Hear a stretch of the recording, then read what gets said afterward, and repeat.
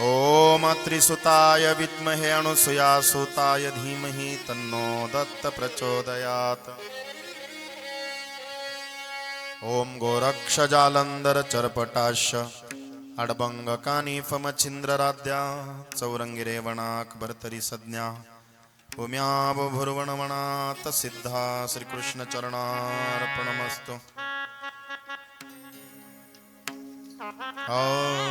दिगंबरा दिगंबरा श्रीपाद वल्लभ दिगंबरा दिगंबरा श्रीपाद वल्लभ दिगंबरा दिगंबरा दिगंबरा श्रीपाद वल्लभ दिगंबरा दिगंबरा दिगंबरा श्रीपाद वल्लभ दिगंबरा। हे दत्त दत्त बोल रे ब्रह्मानंदी डोल रे दत्त दत्त बोल रे ब्रह्मानंदी डोल रे। हे स्वामी स्वामी बोल रे ब्रह्मानंदी डोल रे स्वामी स्वामी बोल रे ब्रह्मानंदी डोल रे। कामधेनु कल्पतरू कामधेनु कल्पतरू स्वामी माझे दत्त गुरु स्वामी माझे दत्त गुरु। हे दिगंबरा दिगंबरा श्रीपाद वल्लभ दिगंबरा दिगंबरा दिगंबरा श्रीपाद वल्लभ दिगंबरा। हे सत्वर पावरे दिगंबरा वर पवरे दिगंबरा शरण लो रे दिगंबरा शरणलो रे दिगंबरा। हे दिगंबरा दिगंबरा श्रीपाद वल्लभ दिगंबरा दिगंबरा दिगंबरा श्रीपाद वल्लभ दिगंबरा दिगंबरा दिगंबरा श्रीपाद वल्लभ दिगंबरा।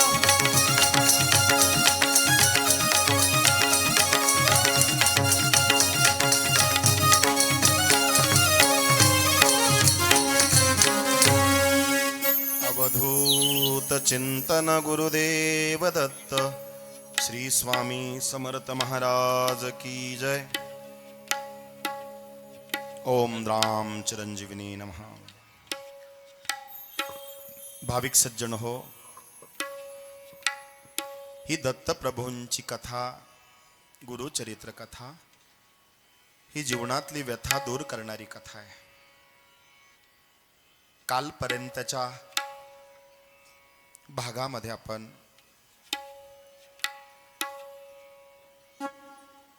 कडगंजीवरून पळत निघालेला नामधारक सद्गुरूंच्या शोधासाठी पळतोय, रडतोय, पडतो आहे आणि अक्षरशः मनाच्या तीव्र इच्छेने, उत्कंठेने सद्गुरूंची स्तुती करतो। मी माझ्या पूर्वजांच्या नात्यातला आहे, पण मी काय नात्यातला आहे? म्हणजे सद्गुरूंना सुद्धा संभ्रमात पाडणारे हे प्रश्न आहेत त्याचे। मी माझ्या पूर्वजांनी केलेल्या पुण्याईच्या नात्यातल्या आहेत का मी त्या नात्यातला नाही? नात्यातलाच आहे, पण मी त्यातला नाही का? नात्यातला नाही का? असं करता करता तो थकून खाली पडला। रडता रडता रडता त्याला निद्रा अवस्था आली आणि ज्या वेळेला त्याला निद्रा अवस्था लागली, असा दिव्य प्रकाश त्याच्या दृष्टिक्षेपासमोर उभा राहिला। काही काही स्वप्न जे असतात ते आयुष्यामध्ये दिग्दर्शन करणारे असतात। म्हणून काही स्वप्न खरे ठरतात। स्वप्नामध्ये काय आल्यानंतर आपलं नशीब बदलतं किंवा नशीब प्रारब्ध आपलं दैवयोगाने वाईट निघतं। नाथांच्या भागवतामध्ये शकून अपशकून स्वप्न, त्याचे अर्थ हा फार बारकाव्याने विषय मांडलेला आहे। त्याच्या समोर अतिश्रमला चालत राहिला एका वृक्षातळी. क्षण एक निद्रिस्त. दुसऱ्या अध्यायाच्या पहिल्या ओव्या, मला सगळ्या ओव्या नाही म्हणायच्या आहे, पण त्याच्यावर दृष्टिक्षेप पडावा. तुम्ही भविष्यात ज्यावेळेला गुरुचरित्र कधी वाचन कराल त्यावेळेला ह्या गोष्टी तुमच्या लगेच डोळ्यासमोर उभ्या राहाव्या. ग्रंथ वाचताना पूर्ण कथा आपल्या समोर उभी राहावी. आणि नवे नवे ते सुरू असताना मी स्वतः तिथं उभा राहून किंवा बसून दिग्दर्शन करते किंवा करतोय ही भावना अंतकरणामध्ये जागृत व्हावी. यासाठी विषयाला फक्त स्पर्श करून जातो. तो खाली पडला, निद्रा अवस्थेमध्ये गेला थकून. क्षण एक निद्रिस्त मनी श्री गुरु चिंतित. कृपा निधी अनंत दिसे स्वप्नी परियेसा. स्वप्नामध्ये सद्गुरु दिसले. रूप दिसे सुषुप्नीत. जटाधारी भस्मांकित. व्याघ्र चर्म परिधानित पितांबर वास देखा. येऊन योगेश्वर जवळू भस्म दिले लाविले कपाळी. आश्वासने तैवळी उभयकर देतसे. इतुके देखुनी सुषुप्तीत चेतना झाली नामांकित. चारी दिशावलोकित विस्मय करी तैवळी. मूर्ती देखिली सुषुप्तीत तेची ध्यातसे मनात. पुढे निघाला मार्गक्रमित प्रत्यक्ष देखे तैसाची. जे त्याने स्वप्नी पाहिलं, भस्म लावलंय अंगाला, गजचर्म आहे, म्हणजे भगवान साक्षात रुद्र प्रभूने भगवान शिवाने दर्शन दिलंय. कारण गुरु साक्षात परब्रह्म, गुरुर ब्रह्मा गुरुर विष्णू गुरुदेव महेश्वरा, हे सद्गुरूंचीच रूप आहे मार्गदर्शन करणारे. आणि पुढं तो चालत गेला. त्याला आशा लागली का आता मला हे स्वप्न काहीतरी चांगले संकेत देत आहेत. काही स्वप्नांमध्ये चांगले संकेत होतात. असा दिव्य तुम्हाला प्रकाश जर स्वप्नामध्ये दिसत असेल तर समजायचं तुमच्या उत्कर्षाला सुरुवात झाली आहे. काळी कुट्ट मूर्ती दिसत असेल तर आपल्या जीवनामध्ये थोडेसे संकट येत आहेत. घरात लालमुंग्या निघत असतील, दुपारी घरासमोर कावळे ओरडत असतील, एक एकात नाही बाप लेकात नाही, समजायचं पितृदोषाचे तीव्र लक्षणं वाढायला लागले. काही संकेत असतात. काही संकेत आपल्या हातावर कळतात. माता भगिनींचा डावा हात, पुरुषांचा उजवा हात. शरीरवरच्या काही रेषा, कपाळावरच्या काही रेषा आपल्याला संकेत देत असतात. आणि आपलं हिंदू धर्मशास्त्र जे आहे ना ते फार गूढ ज्ञान आहे. आयुष्य संपून जाईल तरी त्याचा अभ्यास संपणार नाही, इतका अथांग सागर आहे. ख्रिश्चनांचा एकच ग्रंथ आहे बायबल. मुसलमानांचं एकच आहे कुराण. आपल्याकडे 4 वेद, 6 शास्त्र, 18 पुराण, 14 विद्या, 64 कला, ज्ञानेश्वरी आहे, तुकोबांची गाथा आहे, भागवत आहे, रामायणाचे हजारो प्रकार हिंदुस्थानात आहे. किती ग्रंथ साहित्य आपलं. आपल्याला नुसता गुरुचरित्र ग्रंथ कळून घ्यायला सुद्धा जन्म अपुरा पडेल. इतके ग्रंथ कधी होतील. म्हणून एकच विनंती करावी, सद्गुरुनाथा हात जोडितो अंत नको पाहू. उकलोणी मणीचे हित गुज सारे वद कवना दाऊ. हृदय वससी परिणच दिससी कैसे तुझ पाहू.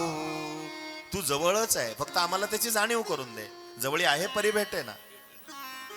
मला ह्या सगळ्या विषयामधून एकच मुद्दा मांडायचा आहे. आपल्याकडं तीव्र उत्कंठ असायला पाहिजे साध्याच्या प्राप्तीची. मला काय व्हायचंय, मला काय बनायचंय हे साध्य ठरलं का साधन आपोआप मिळतं. कुठं जायचं हे पहिलं ठरलं पाहिजे. कुठं जायचं हे ठरलं का तिथं जाण्यासाठी साधन मिळतंच. साध्य आणि साधन ह्या एकमेकाला पूरक असलेल्या बाबी आहे. म्हणून स्वप्न जरूर पाहावेत माणसाने, पण नुसते स्वप्न पाहू नये. त्या स्वप्नाच्या पूर्तीसाठी आपण निद्रेचा त्याग केला पाहिजे. स्वप्न रोज लोक स्वप्न पाहतात, पण त्या स्वप्न पूर्तीसाठी किती लोक क्रियाशील आहेत. आम्हाला ऐतं पाहिजे असतं, सगळं मिळावं एकदम आयशो आरामामध्ये, नाही मिळत. ही असं सगळं स्ट्रगल करावं लागतं. किती भांडतोय देवाशी आणि हक्काने भांडतोय. मी कालही बोललो होतो, ज्याच्याकडं पूर्व पुण्याईचा साठा आहे ना त्याला देवाला भांडायचा अधिकार आहे. किती जण बाई भांडतोय देवाशी, पण तिला अधिकार कधी प्राप्त झाला? पूर्वजांची आणि तिची पुण्याई आहे. अहो तिच्या गौऱ्या सुद्धा विठ्ठल विठ्ठल म्हणायच्या. शेणाच्या गौऱ्या हात लागलेल्या. चोखा मेळाची हाड विठ्ठल विठ्ठल म्हणायची. माफी मागून बोलतो, चोखा मेळा त्यांची हाड विठ्ठल विठ्ठल म्हणायची, जिवंत लोकांची थोबाड पण म्हणत नाही. शोकांतिक आहे. त्याने पुढे जाऊन पाहिलं, तेच सद्गुरु त्याला दिसले. नामधारकाला. त्यांचं नाव होतं सिद्ध मुनी. करुणा भक्ता कृपण करो भक्ताला गुणी, येणे झाले कोठुणी तुमचे नाम कवन मुनी, कवन स्थानी वास तुमचा. सिद्ध म्हणे आपण योगी, हिंदू तीर्थे भूमी स्वर्गी प्रसिद्ध अमुचा, गुरुजगी नरसिंह सरस्वती विख्यात. आणि विचारा तुम्ही, जे तुम्हाला भेटलंय ना त्याची ओळख करून घ्या. उगीच कोणावर विश्वास नका ठेवू. त्याला वाटत होतं हेच माझे सद्गुरू आहे, जे मी स्वप्नामध्ये बघितले हे समोर तेच आहे, पण खात्री केली पाहिजे. देव प्रसन्न झाल्यानंतर पहिली खात्री करा. कारण त्याच्याकडे जे तुम्हाला मागायचं आहे ते त्याच्याकडे उपलब्ध असायला पाहिजे, त्या देवाकडे. आणि मी मागच्याही कथेला बोललो होतो, प्रत्येक देवाचं डिपार्टमेंट वेगळं आहे. कोणता देव काय देतो, जसे आपले खाते आहेत ना, कोण कुठं कामाला कोण कुठं कामाला, तसं देवांचं सुद्धा आहे. लक्ष्मीच्या मंदिरामध्ये सगळे श्रीमंत लोक कीर्तन भजन पूजन करायचे, पण एक भिकारी गरीब गेला, त्याला यांनी लाता मारून बाहेर काढलं. म्हणे इथं सगळे श्रीमंत असतात, या लक्ष्मीच्या मंदिरात गरीबाचं दरिद्र्यांचं भिकारड्यांचं काम नाही. इतका रडला हो बिचारा. बायकोला म्हणलं चाललो मी आता कुठंतरी देवाची सेवा करतो. ते लोक तर काय त्या श्रीमंत लक्ष्मीचं मंदिर आहे म्हणे, श्रीमंताची देवी ती लक्ष्मी काय बसू देत नाही. तो गेला जंगलामध्ये. एक मंदिर होतं, त्याने तिथं झाडं पाला तोडला, सगळं असं साफ केलं, जाळं विळं काढलं. जवळ सरोवर होतं, तिथून असं पानांचा द्रोण करून पाणी आणलं, त्या मूर्तीचा अभिषेक केला, मूर्ती स्वच्छ केली, तिथलेच पानं फुलं वाहिले. रानशान्या गौऱ्या पडल्या होत्या, त्याचा धूर केला, धूप म्हणून तो ओवाळला. साधी भोळी भक्ती. तुमचं चित्त जर शुद्ध असेल तर सगळ्या गोष्टी तुम्हाला मिळतात. चित्तच जर मलिन असेल तर मला सांगा, पाणी गढूळ आहे, गढूळ झालेल्या पाण्यामध्ये प्रतिबिंब दिसेल का? नाही. ते गढूळ झालेलं पाणी तळाशी बसायला पाहिजे. त्याचा चिखल खाली गेला, वरती पाणी नितळ झालं का आपलं प्रतिबिंब दिसतं. त्याचप्रमाणे आपलं चित्त ज्या वेळेला निर्मळ होतं, त्याच वेळेला आपल्याला आपलं प्रतिबिंब, आपली ओळख आणि सद्गुरूंची ओळख कळते. तुका म्हणे चित्त करारे निर्मळ, येऊनी गोपाळ राहे तेथे. तुमचा भाव शुद्ध व्हायला पाहिजे. फक्त बसल्या बसल्या विचार करायचा, आपला भाव शुद्ध झालाय का? एक मावशींनी माझ्या देखत सकाळी सकाळी अगरबत्ती पेटवली, अशी ओवाळली, टपकन विजवली ठेवून दिली. म्हणलं मावशी, अगरबत्ती देवाला ओवळली, टपकन विजवली ठेवून का दिली? ती म्हणली, आता मला कुलूप लावून जायचं बाहेर आहे, वास कोण घेणार आहे त्याचा? अगं मेले, तू देवाला वास देते का? तू घेते आहे का चित्त शुद्ध? कशासाठी करायचं? नका करू, कठीण आहे. विचारा पहिलं. या गरीबाने काय केलं? लक्ष्मीच्या मंदिरातून हाकलून दिलं, म्हणून त्याने काय केलं माहितीये का? एका जंगलामधल्या मंदिरात त्या देवतेची पूजा केली, सेवा केली. एक सांगतो तुम्हाला, एखाद्या दगडावर तुम्ही विश्वास ठेवा, तिथं पूजन करा, तो सुद्धा तुम्हाला रिझल्ट देईल. कारण काम काय करतो? देव नाही करत, तुमचा भाव काम करतो. तुमच्या अंतःकरणातला भाव तुम्हाला रिझल्ट देतो. तुमची निष्ठा नसेल, भाव नसेल, भक्ती नसेल, तुम्ही कुठंही जा आणि कितीही देवांच्या मूर्त्या चोळा, किती अभिषेक करा, भाव बळ्या करे रबी ना करे. वा वा. भाव हरिपाठ. बळ्या करे रबी ना करे. करतळ्या वेळे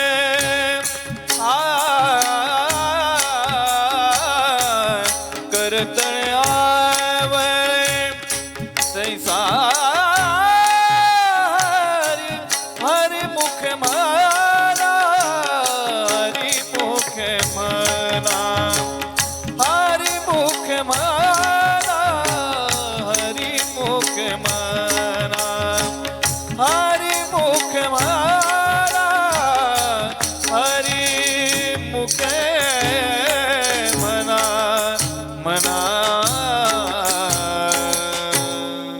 बळे आकळे एरविन कळे करतळी आवळे तैसारी पारियाचा रवा घेता भूमीवरी यज्ञ परोपरी साधन तैसे. अंतकरणामध्ये भाव जागृती नसेल, भावे विना भक्ती, भक्ती विना मुक्ती, बळे विना शक्ती बोलू नये. काही नलगे एक भावची कारण, तुका म्हण्यान विठोबाची. भाव पाहिजे अंतकरणातला. आणि तो भाव काय? गुळाचा, साखरेचा, गव्हाचा, तांदळाचा नाही, अंतकरणातला भाव. देवा मी तुझा आणि तू माझा, उत्कंठा पाहिजे, प्रेम निर्माण झालं पाहिजे, डोळ्यातून अश्रू वाहिले पाहिजे, कंठ दाटून आला पाहिजे. हे भक्ती मार्गामधले लक्षण आहेत. आपोआप पाणी येतं पंढरपूरच्या पांडुरंगासमोर उभं राहिल्यानंतर, आपोआप डोळ्यात पाणी येतं स्वामींच्या मूर्तीसमोर उभं राहिल्यानंतर. तुमचा भाव आहे, अंतकरणातली ती भावना आहे. कंठी प्रेम दाटे, नैनी नीर लोटे, हृदयी प्रगटे रामरूप, मग राम नामे उपजे आवडी, सुख घडोघडी वाढू लागे. 7 दिवस त्या मूर्तीची पूजा केली त्याने, आणि झाली ना 7व्या दिवशी त्या मूर्तीतली देवता प्रसन्न. बेटा मी प्रसन्न झाले, बोल काय पाहिजे. आता जसं या नामधारकाने सिद्ध मुनींना नाम विचारलं, तुम्ही कोण आहात पहिलं विचारा. बाजारातनं जर तुम्ही उन्हाळ्यात मडकं घेतलं पाणी गार करायला, तुम्ही 17 वेळा ठोकून घेतात, पाझरल का, पाणी गार होईल का, टिकल का, तुला पैसे द्यायचे फुटणार तर नाही ना. किती चक्कर करता साधं मडकं घेताना. ज्या सद्गुरूंनी आपल्याला आयुष्यभर सांभाळावं, मार्गदर्शन करावं, ज्ञानामृत पाजावं. गुरु करावा बळकट, त्याचे धरावे मनगट. परफेक्ट पाहिजे. एकदा निवड चुकली मग काय पदरी पडलं आणि पवित्र झालं. बसा रडत. रूप नाही पाहिलं तरी चालल, गुण पाहिले पाहिजे. त्या मूर्तीतली काळीकुट्ट देवता आली, म्हणली बोल बेटा काय पाहिजे. हा जरी भिकारी होता, दरिद्री होता, पण हुशार होता. त्या देवाला म्हटला, मी मागतो तुझ्याकडे, पहिलं नाव सांग. इतर तर तुला कोणी भजत नाही, तुझ्याकडे कोणी येत नाही. मी आलो आणि तुम्हाला लगेच प्रसन्न झालं, मला नाव सांग. तिनं सांगितलं, मी अवदसा. अवदसा माहितीये का तुम्हाला? लक्ष्मीची मोठी बहीण, तिचं नाव अलक्ष्मी, माझं नाव अवदसा. हा इतका हुशार होता. काही काही लोक ना कपड्याने मळकटलेले असतात, हुशार असतात. एक जण अशी पॅन्ट वरती करून गेला, शेतात बारे देता देता सगळे मातीने माखलेले कपडे. डॉक्टर म्हणला हा पागल दिसतोय बहुतेक. डॉक्टर म्हणे याला चेक करू आपण, क्रॉस चेक करू. डॉक्टर म्हणले का रे, तुझं नाक जर मी कापलं तर काय होईल रे? तो म्हणला मला अजिबात दिसणार नाही. डॉक्टर म्हणला हा कंप्लीट पागल आहे. तुझं नाक कापलं तर काय होईल? तो म्हणला मला अजिबात दिसणार नाही. म्हणे का? अहो डॉक्टर म्हणे माझं नाक कापल्यानंतर माझा चष्मा तुमच्या नाकावर लावू का? नाक आहे म्हणून चष्मा लावतो ना, चष्मा लावतो म्हणून मला दिसतो. हुशार राहतात लोक. देखाव्यावर जाऊ नका. कोण वस्ताद भेटेल तुम्हाला सांगता येत नाही. महाराज या म्हणे, छोटस पोरग.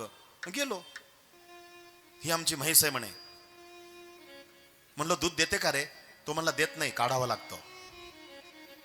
काय डोकं असेल? मी हातच जोडले बुवा. कठीण असतात.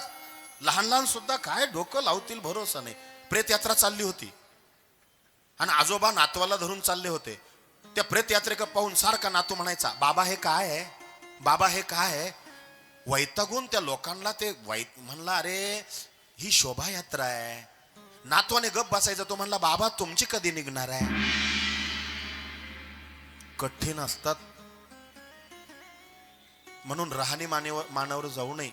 हुशार असतात लोक. हा म्हणला तुझं नाव? ती म्हणली मी अवदसा. बर, त्याने काय मागितलं माहितीये का? तो म्हणला माझं जसं लग्न झालं ना तसा माझ्या घरात तू मुक्काम मांडलाय, तू घरात न निघ, एवढंच दे. ती म्हणली तथाच तू. मी प्रसन्न झाले. तू काय मागितलं? घरातून मुक्काम बदल. एक सांगतो, जिथं अवदासा असते तिथं लक्ष्मी नसते, आणि जिथं लक्ष्मी असते तिथं अवदासा नसते. आता मला सांगा, अवदासा गेली मग कोण आली? लक्ष्मी. अहो घरी जायच्या आत बांगला झाला ना त्याचा. धनधान्यानं घर समृद्ध झालं. तिथून गल्लीतून चालला होता घरापासून. त्याची बायको म्हणली, अहो. तो म्हणला तू अवदासा गेली, लक्ष्मी आली, घर सुजलाम सुफलाम झालं. नवे कपडे, धन धान्य, सोनं नाणं, 40 किलो त्या बाईच्या अंगावर सोनं होतं. जाऊ द्या, सांगाय कुठं पैसे लागत मरत कुठं सोनं. आता ते लक्ष्मीचा सप्ताह करून येत होते ते नाही का, ते त्यांनी हाकलून दिलं होतं. ते म्हणले अरे बाप कस काय. येता जाता त्याच्या घराकडे पाहत नव्हते झोपडीत. आता बंगला झाला ना यांच्यापेक्षा मोठा. आणि मग म्हणले काय पाटील कस काय. एक सांगू का, पैसा नाव बदलतो माणसाचं. पैसे तेरे 3 नाम, परशा परशु परशुराम. कळलं का. गरीबाची मुलगी मेली, कोणी गेलं नाही दारात. श्रीमंताची शेळी मेली, 17 जण विचारायला कशी काय मेली शेळी. अरे गरीबाची मुलगी मेली, धनवंता लागी, सर्व मान्यता आहे जगी. कठीण आहे हे कलियुग आहे. त्याच महिमान सांगायचं मला पुढं. कसं काय हो म्हणे हे असं. तो म्हणला तुम्ही मला हाकलून दिलं आणि मग मी त्या देवाकडे गेलो. मग 7 दिवस पूजा केली, ती देवता प्रसन्न झाली, माझा काया पालट झाला. हे लक्ष्मीवाले काय बोलले माहितीये का, 15 वर्ष झाले ती लक्ष्मी काय देत नाही, चला इकडं. म्हणजे देव करताना सुद्धा लोक प्रॉफिट बघतात. कठीण आहे. त्यांनी तिकडचा सप्ताह तिकडं केला. कुठं, त्या जंगलात.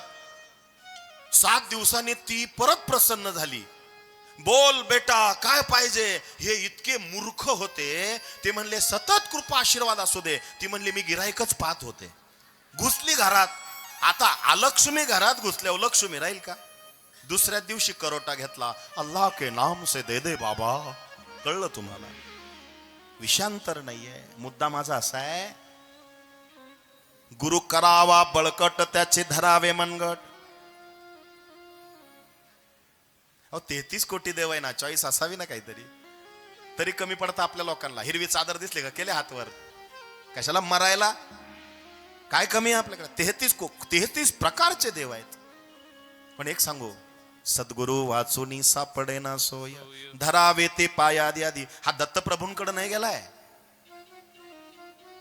नामदेव महाराजांना पंढरपूरचा पांडुरंग बोलतोय, भेटतोय, दूध पितोय, जेवतोय. पण लक्ष द्या, अध्यात्मामध्ये ही अधोगती आहे. तो देव भेटणं म्हणजे अधोगती कसं म्हणतात. एक सांगू का तुम्हाला, देव भेटावा पण तो गुरुच्या सानिध्याने, तर ते टिकतं. नामदेव महाराजांना डायरेक्ट देव भेटलाय ना, म्हणून त्यांना अहंकार आहे. देव माझ्या हातून जेवतोय, देव माझ्या हातून दूध पितोय, देव माझ्याशी रोज बोलतोय. हा अहंकार निर्माण झालाय. पण सद्गुरु वाचुनी सापडे ना सोय, धरावे ते पाय आदी आदी. ज्ञानेश्वर महाराज म्हणतात, आधी पूजा गुरुनाथा, चाले देवावरी सत्ता. आधी सद्गुरु. हे 3 भावंड आले, 4 भावंड आले. निवृत्ती, ज्ञानदेव, सोपान, मुक्ताई. चंद्रभागेचं स्नान केलं, पुंडलिकरायाचं दर्शन केलं. आणि नामदेव महाराज त्या महाद्वारात उभे आहेत. सगळे वारकरी नामदेवाच्या पाया पडून नंतर, आजही नामदेव पायरी आहेच आहे, नामदेवाच्या दर्शन करून मग पांडुरंगाच्या दर्शनाला जायचे. निवृत्ती दादांनी नामदेवाला मिठी मारली. आता ह्या क्रियेमध्ये सुद्धा काही गोष्टी आहेत. निवृत्ती दादा नामदेवांना मिठी मारतात का, हे नामदेवा तू अहंकारापासून निवृत्त हो, म्हणून ती मिठी आहे. सोपान देवाने स्वतःला नामदेव महाराजांच्या पायावर सोपून दिलं. ज्ञानेश्वर महाराज सुद्धा नामदेवाच्या पायावर वाकले. आता इथं काही लोक वादाची भूमिका मांडतील. ज्ञानेश्वर महाराज मोठे का नामदेव महाराज मोठे, वादात पडायचंच नाही. लक्षात ठेवा, नामापेक्षा ज्ञान श्रेष्ठ नाही. नामा परते तत्व नाही रे अन्यथा. ज्ञानेश्वर महाराजांनीच महत्व विशद केलंय. म्हणजे ज्ञान सुद्धा नामाच्या पायावर वाकलंय. लक्ष द्या बरं, प्रत्येक कृतीमधून शिकण्याजोग आहे. पण मुक्ताई मात्र अशी उभी आहे. हा उपदेश 5-6 वर्षाची मुक्ताई. नामदेव महाराजांना ते खटकलं. का रे निवृत्ती, तू मिठी मारली, सोपानाने सोपून दिलं. अरे ज्ञान सुद्धा नामापुढं वाकलं. आणि या बहिणीला काही रीतभात शिकवली का नाही. ती काय म्हणली माहितीये का, अरे मूर्खा काय रे तुझ्या पाया पडायचं. ऊसाचं शेत असतं आणि त्या शेताच्या बांधावर एरंडाचं झाड वाढलेलं असतं, पण त्या ऊसाची गुढी एरंडाला घेता येत नाही, तसं तुझ आहे. देवाजवळ राहून सुद्धा तुझा अहंकार जात नसेल, काय करतो रे इथं राहून? धस्स झालं नामदेवाच्या छातीत आणि मग कळलं बापरे काहीतरी चुकतंय आपलं. मग हात जोडले, काय करू? गुरुला शरण दा, विसोबाखेचा. पुढचा भाग मला सांगायचा नाहीये. आपल्याला ह्या जाणीवा असाव्या म्हणून गुरु करावा बळकट. नामदेव महाराजांना सद्गुरू भेटले, त्याच्यानंतर नामदेव महाराज कधी मंदिरात जायलाच नाही म्हणत होते का? जळी स्थळी काष्टी पाषाणी, फक्त सद्गुरूंच्या कृपेने प्रत्येक कणाकणात ईश्वर दिसू लागला. ही सद्गुरूंची कृपा आहे. नामस्मरण जरूर करावं, पण ते गुरु उपदेशाने करावं. गुरुचा बोध घ्यावा. बोट धरून त्याने चालायला शिकवलं, त्याच्याशी कनेक्ट राहावं, एकरूप राहावं. तुमचं नाव सांगा, म्हणे मी सिद्ध मुनी. तुमचे गुरु कोण? गाणगापूरचे नरसिंह सरस्वती स्वामी. एक सांगू तुम्हाला, प्रत्येक वस्तू तापवल्यानंतर वितळते. हे अंतकरण वितळवण्यासाठी किती प्रयत्न केले असतील त्या नामधारकाने. तीव्र उत्कंठेने जर गुरुची प्राप्ती होतीये, लक्षात घ्या बरं, प्रत्येक वस्तू तापविल्यानंतर वितळते. भगवंताला वितळवण्यासाठी त्या चित्तरूपी भांड्याला किती गरम करावं लागले असेल, थोडीशी कल्पना करा. भगवंताला पागळवायचंय, त्याला आपलंसं करायचंय, या चित्तरूपी भांड्याला किती गरम करावं लागलं असेल, किती त्रास सहन करावा लागला असेल. आम्हाला सद्गुरू पाहिजे, आम्हाला देव पाहिजे, पण आम्हाला ना एक ज्ञानेश्वरी वाचली का काहींना असं वाटतं मी ज्ञानेश्वर महाराजच झालो. त्या बापाने ठेवलं काय? तपे बिन दैवत, तापवावं लागतं अंतकरण. वा. तपे बिन दैवत, जिथल्या बिना प्राप्त. तपे बिन दैवत, तपे बिन दैवत, जिथल्या बिना प्राप्त. तपे बिन दैवत, गुजवी नाही कोण सांगे. गुजवी नाही कोण सांगे. हरिमुख माना, हरिमुख माना, हरिमुख म्हणा, हरिमुख माना, हरिमुखे म्हणा.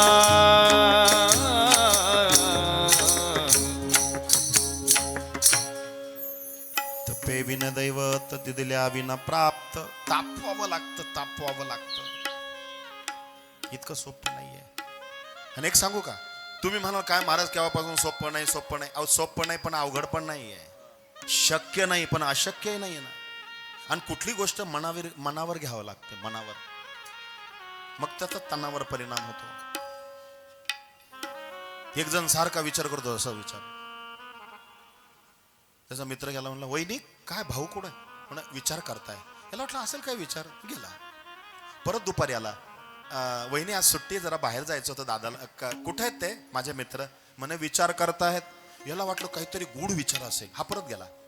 6 वाजता परत आला, वहिनी मी आटपून आलो, फार वाट पाहतोय, फोन पण उचलत नाही तो. काय हो कुठे तो? म्हणे विचार करतायत.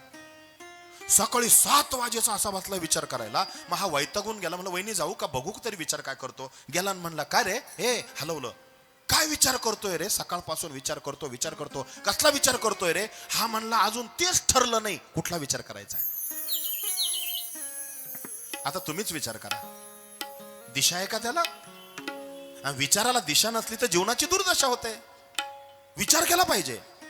आता ह्या नामधारकाला कळलंय, मला जे भेटलंय ना, माझ्या आयुष्याची पुंजी मी मिळवली आहे, आता मी सोडणार नाही, यांच्याकडून सगळं प्राप्त करून घेईल. घ्या, तुमचा अधिकार आहे. तुम्ही भक्ती दिली आहे, अंतकरण तापवलंय, त्या परब्रह्म परमात्मा स्वरूप असलेल्या सद्गुरूंना तुम्ही वितळवलंय. आणि एकदा ते वितळलं, त्याच्यात कुठलाही रंग मॅच होतो.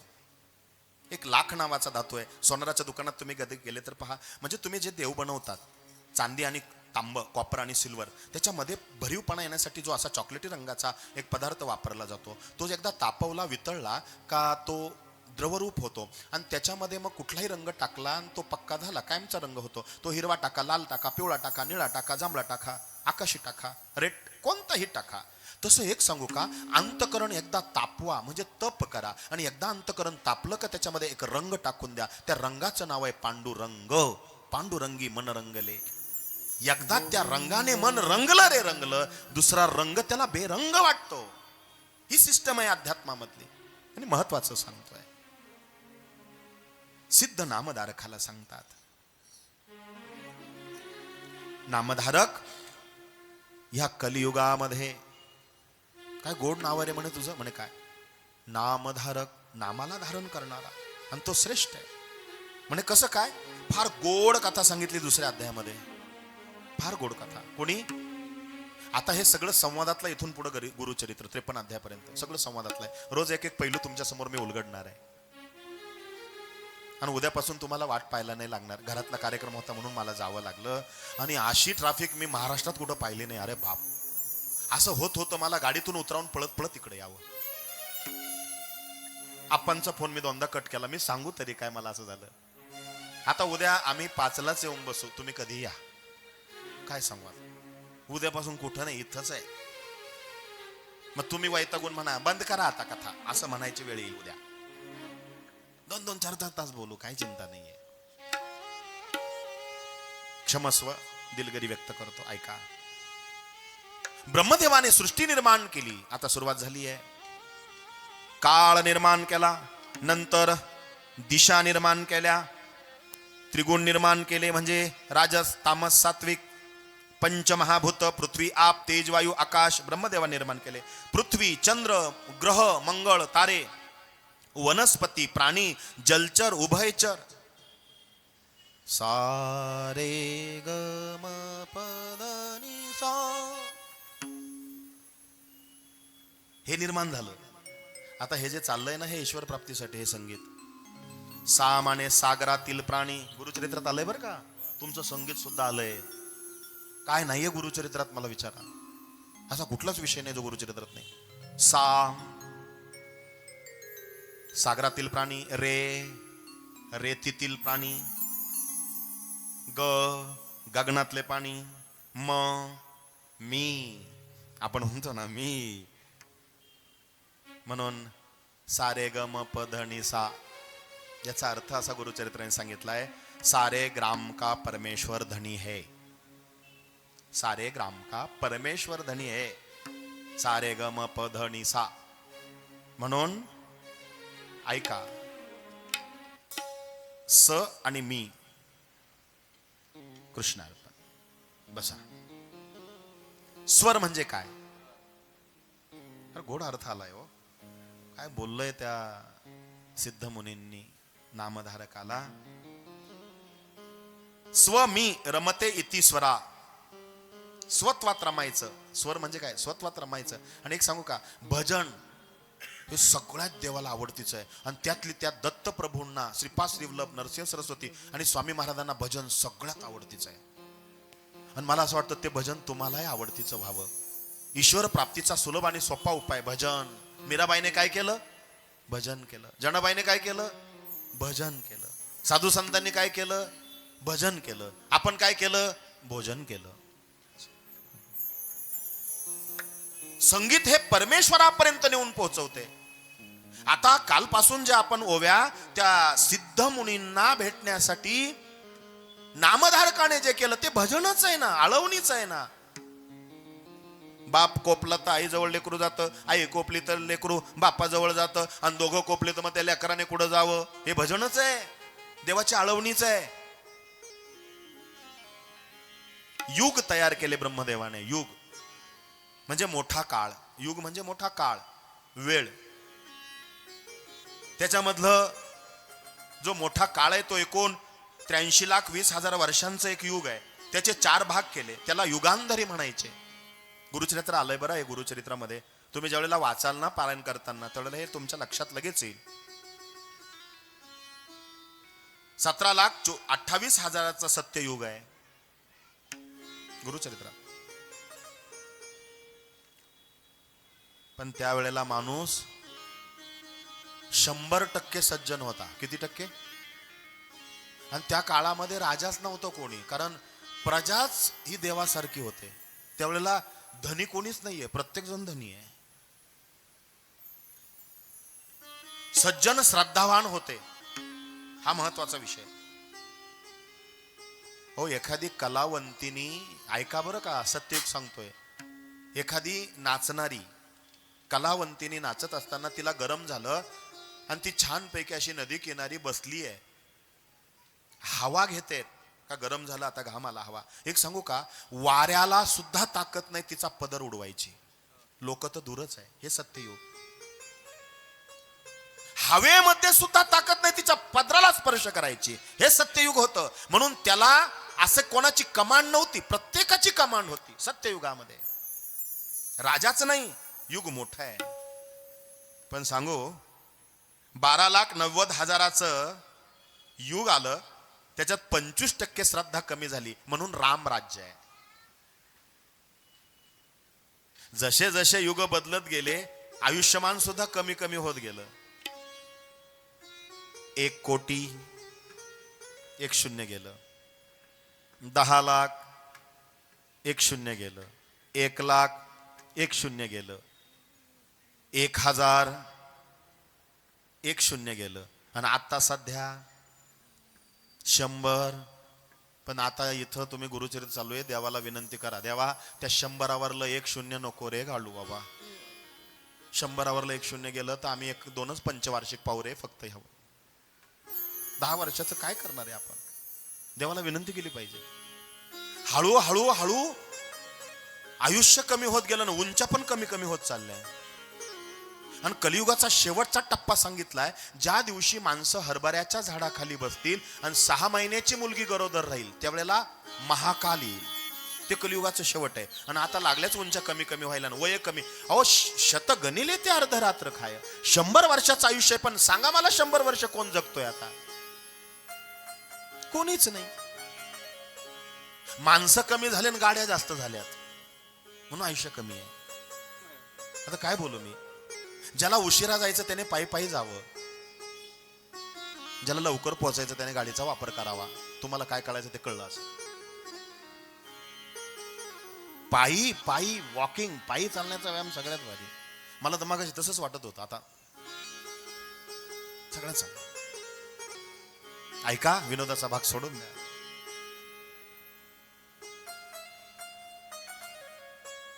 12,96,000 हे सत्ययुग.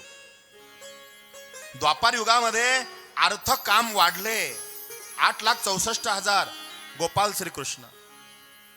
ऐका, आणि कलियुग आहे 4,32,000. 5,123 वर्ष फक्त संपलेत. किती? फक्त तेवढे मायनस झाले. अजून किती वर्ष बाकी आहे? म्हणजे ज्या दिवशी लोक हरभऱ्याच्या झाडाखाली बसतील, मला नाही वाटत तोपर्यंत आपण असू. आपल्या किती पिढ्या पुढे जाणार आहेत माहित नाही. सूर्य आग ओकणार आहे फार फार, आणि गंगा मैया सुकून ती स्वतःच्या लोकी निघून जाणार आहे, असं देवी भागवतात सुद्धा लिहिलंय व्यासांनी. एकदा गंगामाई निघून गेली का मग पापच वाढल. आता गंगामाई आहे, आम्ही बुटकी मारतो म्हणून थोडं पाप कमी होतं. गंगामाईच राहिली नाही तर पापच जाणार नाही, आणि पाप वाढलं का सगळा हाहाकार होऊन जाईल. आणि तो कली, त्याची देवता आहे कलियुगामधली तमोगुणी देवता. मच्छकुर्म वराह दान नरसिंह आणि वामन परशुराम दशरथ नंदन कृष्ण. कृष्ण परमात्मा निजधामाला गेले, द्वापार युग संपलं आणि कलियुग आलं. ते फार कठीण. कलियुगात झाली या भेळ, लावली रताळ उगली केळ. बघा बघा बघा कसं कलियुग आलं, पाहता पाहता नवल झालं. फार कठीण. आणि इथं उलट चालतं, उरफाट. सरळ लोकांना सांगून जमतच नाही. पाहुणे आले का आई म्हणती अजिबात अभ्यास करत नाही, अजिबात अभ्यास. असं नाही म्हणायचं. पाहुणे आले का उलट म्हणायचं, आमचा मुलगा बाई जरा सुद्धा इकडं तिकडं नाही, सारखा अभ्यास करतो, ते लगेच वही पुस्तक घेऊन बसे. उलट बोला. मी नाही बोलत. माऊली म्हणता कलियुगाचे उफराटे. इथं उलट चालतं. आळंदी जवळ आहे तुम्हाला. नियमच कलियुगाचा आहे. ब्रह्मदेवासमोर तो कली आला, लाळ गळते, इतकं भयानक रूप आहे त्याचं. गुरुचरित्रात आहे, माझं नाहीये. अध्याय 2. तमोगुणी. एका हातात जीभ आहे आणि एका हातामध्ये लिंग आहे. आता हे 2 प्रकार ब्रह्मदेवाच्या लक्षात आले. आणि बघा, कलह देश सवे घेऊन वाम हाती धरून शिष्ण येता ब्रह्म ह्या सन्मुख देखो नितयांचे लक्षण ब्रह्मा हसे अति गहन पुसतसे आणि विनोदाने लिंग जीवा का धरली. अरे तू हातामध्ये एका हातामध्ये लिंग आणि जीभ का धरली आहे? ऐका बर का, तो कली काय म्हणतोय. हा कलीचा प्रभाव सांगितलाय.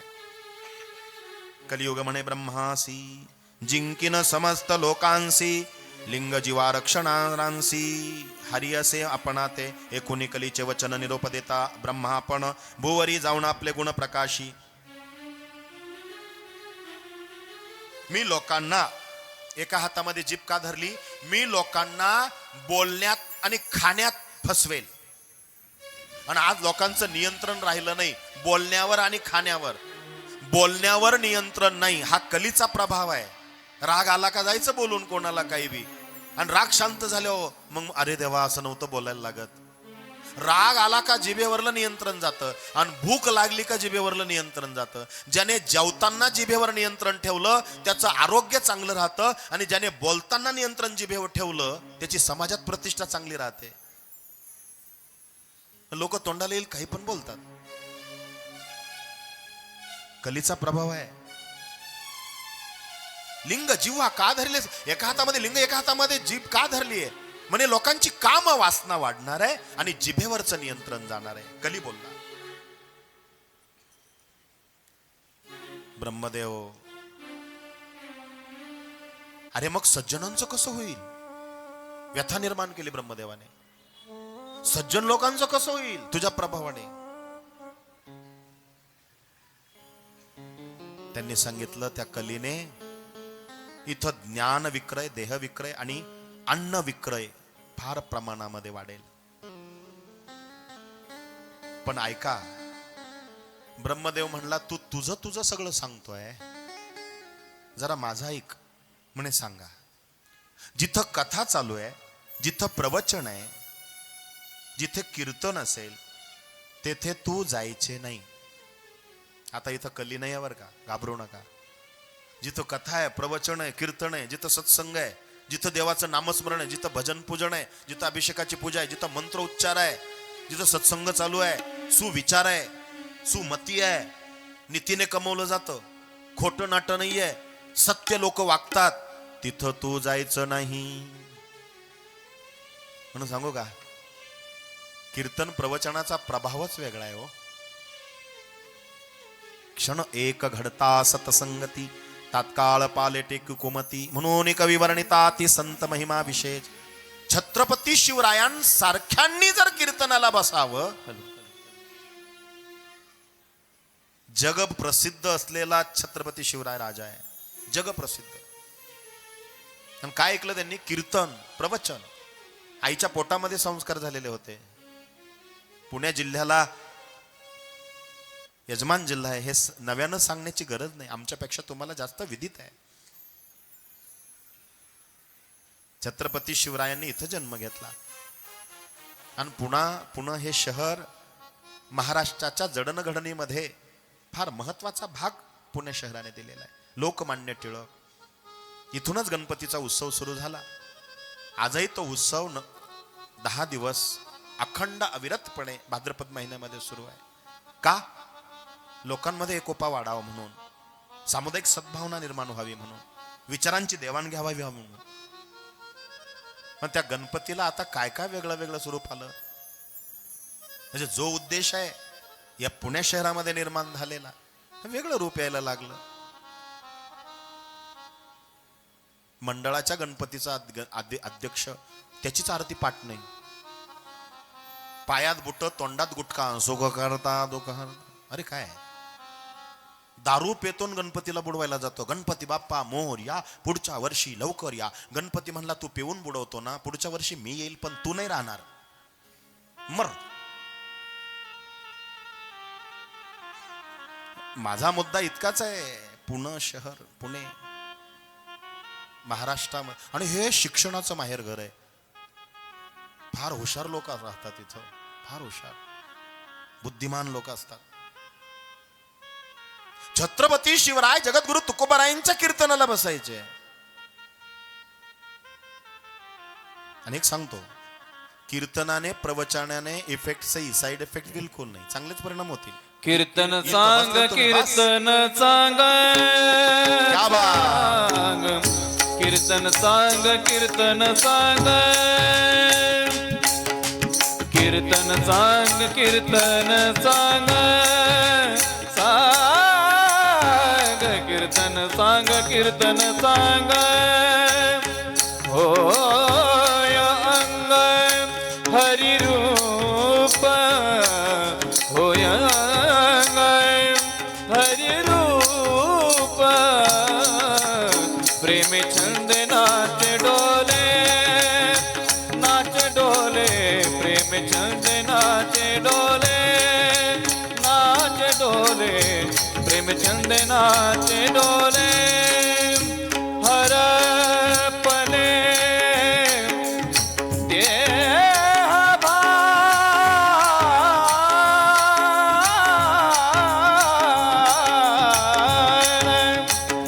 हर पले देह भार, प्रेम छंद नाच डोले, प्रेम छंद नाच डोले, प्रेम छंद नाच डोले, प्रेम छंद नाच डोले, प्रेम छंद नाच डोले. अवधूत चिंतन गुरुदेव दत्त. आज कथा थोडीशी पुढे जाणार आहे. रोजच जेवतो, आज थोडं उशिरा जेवू, चालेल ना?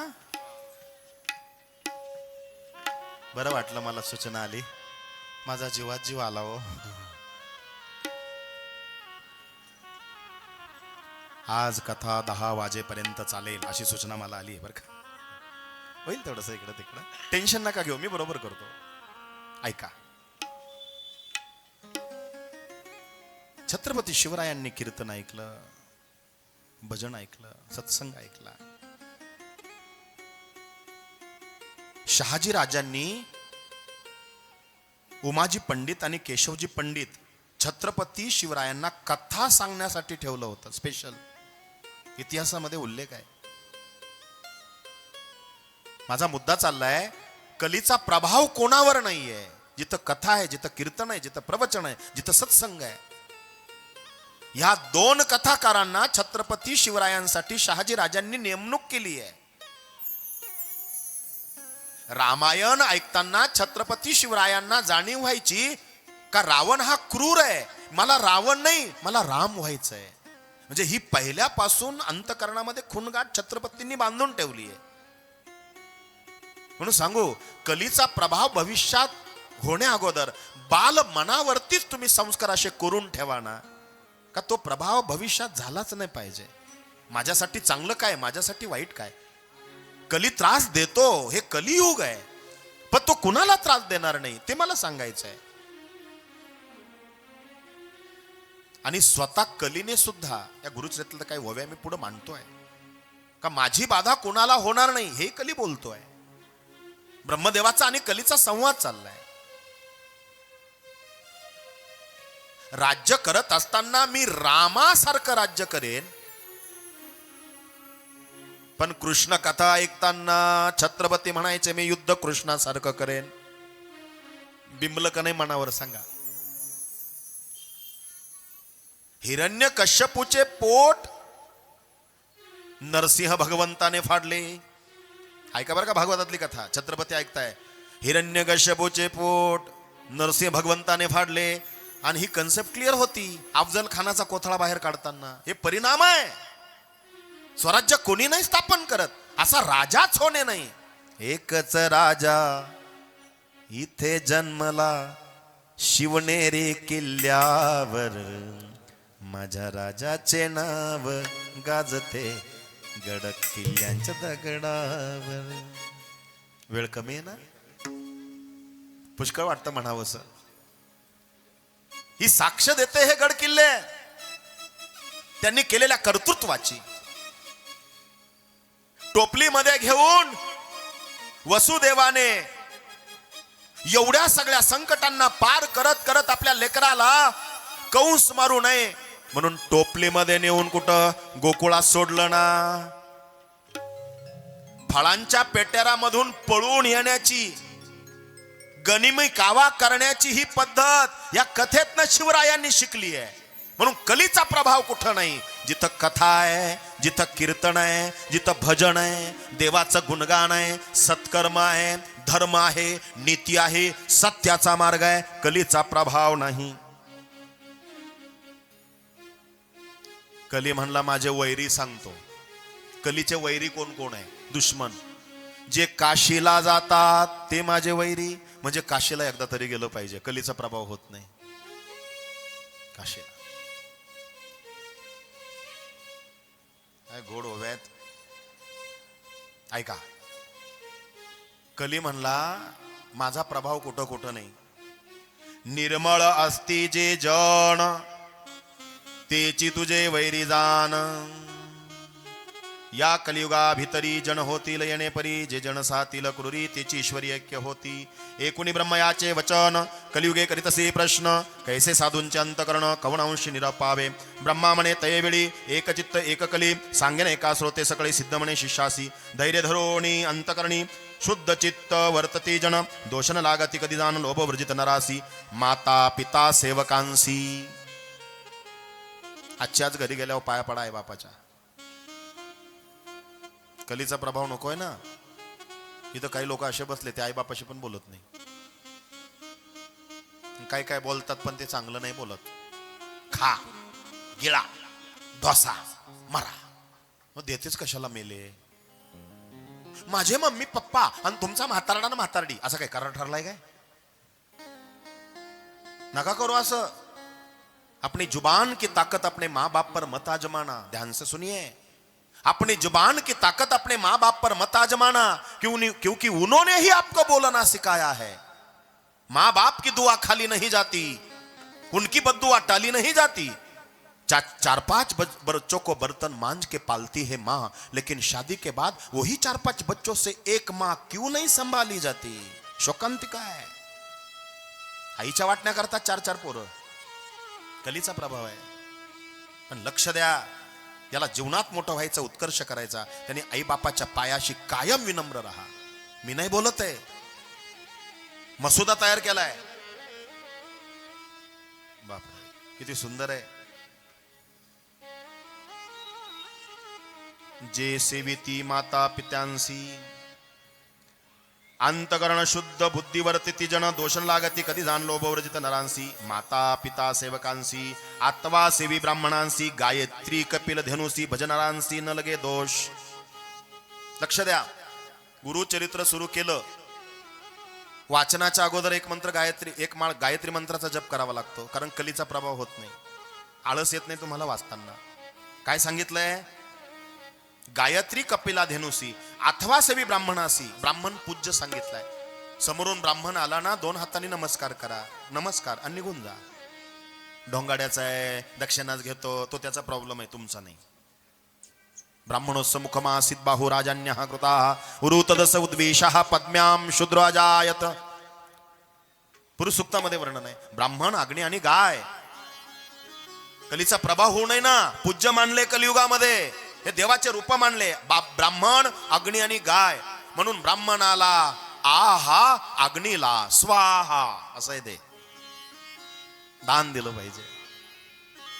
मग कोरडा शिदा दान दिल्याने काय होतं? अन्नदान दिल्याने काय होतं? कपिला धेनू गाय स्वर्ण दान दिल्याने काय होतं? याचे सगळे सगळे विषय आहेत. पण काय करू, वेळ कमी आहे. बघू कधीतरी. चला. गायत्री कपिला धेनुसी. काळ्या रंगाच्या गायीची जो पूजा करतो त्याच्यावर कलिचा प्रभाव नाही. एक प्रदक्षिणा मारायची गायला. उजव्या हाताने ताजी पोळी खाऊ घालायची गायला. पण मी ठाण्याला सांगून आलो हे. दुसऱ्या दिवशी एका बाईचा फोन आला. ती म्हणली आमच्या का गाय नाही, म्हशीला चालल. एक सांगू का, पुण्याला आलं का तिकडचं सांगायचं, आणि तिकडचं गेलं का इकडचं सांगायचं, असं म्हणजे मनावर नका घेऊ.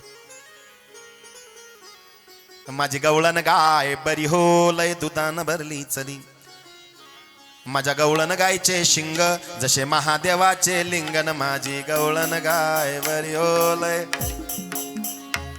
म्हणायचं काय?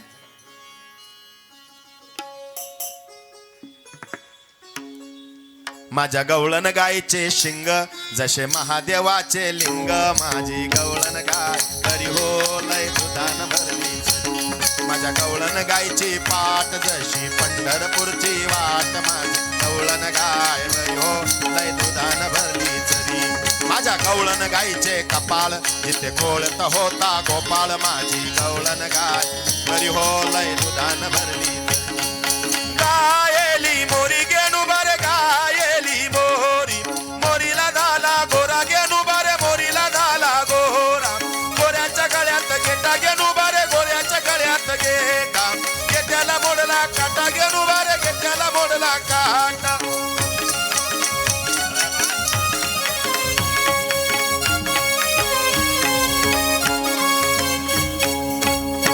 वेळ कमी आहे ना.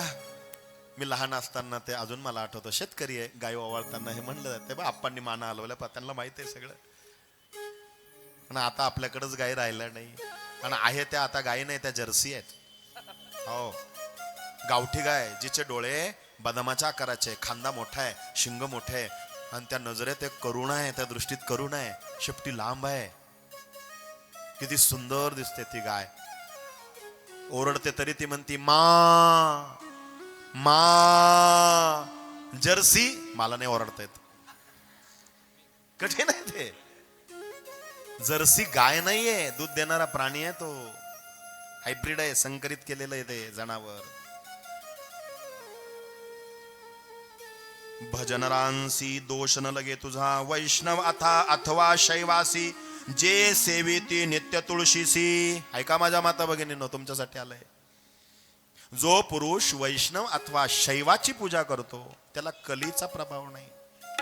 म्हणून हरिहरा भेद नाही नका करू वाद, एक एकाचे हृदय गोडी साखरेच्या ठाई. रुद्राची पूजा करा दर सोमवारी, प्रदोषचं व्रत करा. शनी प्रदोषच्या व्रताचं महात्म्य पुढे येत आहे आता. जिथं नृसिंह सरस्वती जन्माला येणाऱ्या शनी प्रदोषमुळं फार ताकद आहे भगवान शिवाच्या उपासनेतली. सोमवारचं व्रत करा. ज्या माता भगिनींच्या जीवनामध्ये फार अडीअडचणी आहे, सोमवार व्रत, 16 सोमवारचं व्रत करा. भविष्यात जर आपण कधी शिव महापुराण कथा केली इथे, आमच्या आबांचा मूड झाला आपण करूया, त्याच्यामध्ये ह्या गोष्टी बोलायच्या आपल्याला. म्हणजे माझी जाहिरात नाही करत मी, तुमचा मूड आम्हाला काय लागेल तेवढे कार्यक्रम आहेत, पण आबांना वाटलं शिव महापुराण, त्याच्यामध्ये तो विषय फार सुंदर आहे, फार सुंदर आहे शिव महापुराण. तांब्याभर गंगेच्या पाण्यात, तांब्याभर गंगेचं पाणी घरात संग्रही पाहिजे, कलीचा प्रभाव होत नाही बरं का. गंगेचं पाणी, पवित्र तीर्थाचं पाणी घरात पाहिजे. त्याच्यामध्ये 7 पानं बेलाचे टाकायचे, आणि शिव मंदिरात न बोलता जायचं. फार गोड मंदिर आहे तुमचं. मागच्या वेळेस आरतीला मी गेलो होतो, काल आबा मला म्हटले होते माझा तब्येत जरा बरी नव्हती, मी काही गेलो नाही. आता दर्शनाला उद्या परवा मी जाणार आहे. फार सुंदर मंदिर आहे. तांब्याभर गंगेच्या पाण्यात 7 बेलाची पानं टाकायची, आणि सगळं पाणी, हे 2 बोटं पाण्याला आडवे लावून, कारण ते बेलाचे पानं पडू नये, सगळं पाणी नंदीवर वाहून द्यायचंय. शंकरावर नाही बरं का, ऐका, नंदीवर, बाहेर नंदी असतो ना, आणि मध्ये तो रिकामा तांब्या न्यायचा, आणि त्याच्यातले 7 पानं काढून भगवान शिवाच्या पिंडीवर व्हायचे, आणि 5 मिनिटं तिथं श्री शिवाय नमस्तुभ्यम, श्री शिवाय नमस्तुभ्यम, श्री शिवाय नमस्तुभ्यम. नाही जमलं नमः शिवाय, नमः शिवाय, नमः शिवाय. हा पंचाक्षरी मंत्र म्हणावा, हा सगळ्यांनी म्हणावा. ओम लावताना ओम नमः शिवाय तुम्ही 108 वेळेलाच म्हणावा, कारण तुमच्यात ऊर्जा, उष्णता जास्त आहे. ओम हा मंत्र लावताना तुम्हाला काही पथ्य आहे माता भगिनींनो? पुरुष किती करू शकता, ओम किती करू शकता, ओम सुरू झाल्यानंतर घाम यायला सुरुवात होती, ऊर्जा उष्णता तयार होते. आणि हा मंत्र बर्फाळ प्रदेशामध्ये रिसर्च करून साधू संतांनी तयार केला. शंकर तिथं बर्फात बसले, त्यांच्या अंगाची आग होत होती, त्यांना ते वातावरण सूट झालं. पण भक्तांना कसं सूट होईल? मग ती ऊर्जा निर्माण होण्यासाठी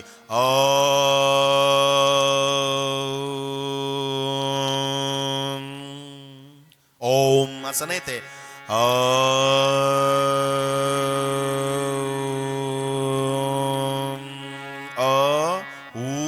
म ब्रह्मा विष्णू महेश, आणि वरती अर्धमात्रा जी आहे ती भगवतीचं स्वरूप आहे.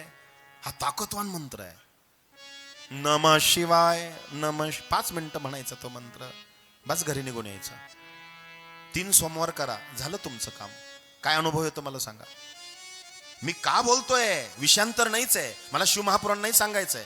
अहो, एक शब्दावरती एक दिवस बोलतोय. एवढा मोठा ग्रंथ आहे, मी काय कुठल्या शब्दाबद्दल काय काय बोलू? अथांग ज्ञानाचा समुद्र आहे. शैव आणि वैष्णवाला जे भजतात त्याला कलीची बाधा नाही. 11 पानं तुळशीची गंगा जलात टाका. मगाशी 7 पानं बेलाची, शंकराचं मंदिर. 11 पानं तुळशीची तांब्याभर पाण्यात टाका, आणि ते तांब्याभर पाणी विष्णूचं मंदिर, नारायणाचं मंदिर, कृष्णाचं मंदिर, रामाचं मंदिर, दत्ताचं मंदिर, श्री स्वामी समर्थांचं मंदिर, शंकराच्या मंदिरात नाही, अशा मंदिरामध्ये तो तांब्या देवासमोर ठेवायचा. 5 मिनिटं बसून जो देवाचा जप सांगितलाय, ओम नमो भगवते वासुदेवाय नमः, हा जप करायचा. आणि ते पाणी डोकं टेकवायचं, दर्शन करायचं, ते पाण्याचा तांब्या उचलायचा, न बोलता जायचं. जिथं गावात कुठं पिंपळाचं झाड आहे, त्या पिंपळाच्या झाडाला त्या तांब्यासहित त्या 11 तुळशीचे पानं वाहून द्यायचे, आणि न बोलता घरी यायचंय. 3 बुधवारला किंवा 3 पौर्णिमेला किंवा 3 द्वादशीच्या दिवशी हे करा. हे कर्मकांड नाहीच आहे, करून तर पहा. अश्वत्थ पिंपळ म्हणजे साक्षात भगवान विष्णूंचं ते सगुण स्वरूप आहे. अहम सर्वस्य प्रभावो मत्ता सर्व प्रवर्तते इति मत्वा भजन्ते माम बुधभाव समन्वित. गीतेच्या 10व्या अध्यायामध्ये तुम्ही वाचा. ज्यांच्या घरामध्ये कर्जबाजारीपणा आहे त्यांनी 11 कमळगट्ट्याचे मणी आणायचे. कमळगट्टा लक्ष्मी प्रिय आहे, कमळगट्टा. रोज 1 मणी तांब्याभर पाण्यात टाकून शंकराच्या मंदिरात जाऊन त्याचा अभिषेक करायचा. तो मणी शंकराच्या पिंडीवर पडू द्या.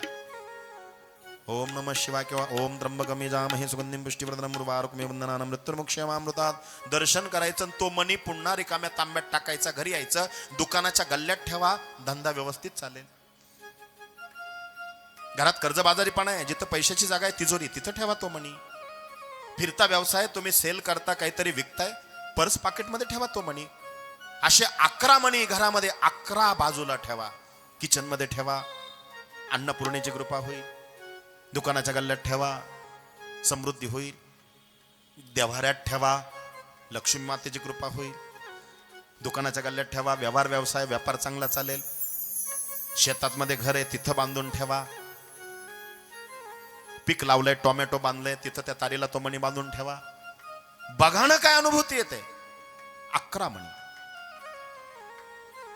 गुरु सेवक सती नर, जे गुरुची सेवा करता, पुराण श्रवण करणार, सर्व साधन धर्मपर त्यासी बाधू नको.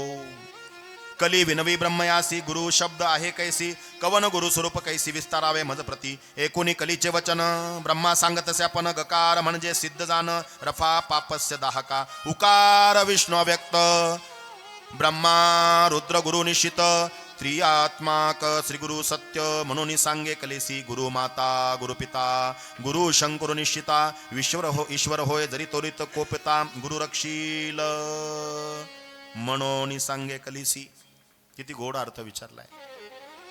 कलियुग म्हणतो का ओ ब्रह्मदेवा, जो गुरु सेवा करतो त्याला मी बाधा करायची नाही. हा गुरु म्हणजे काय?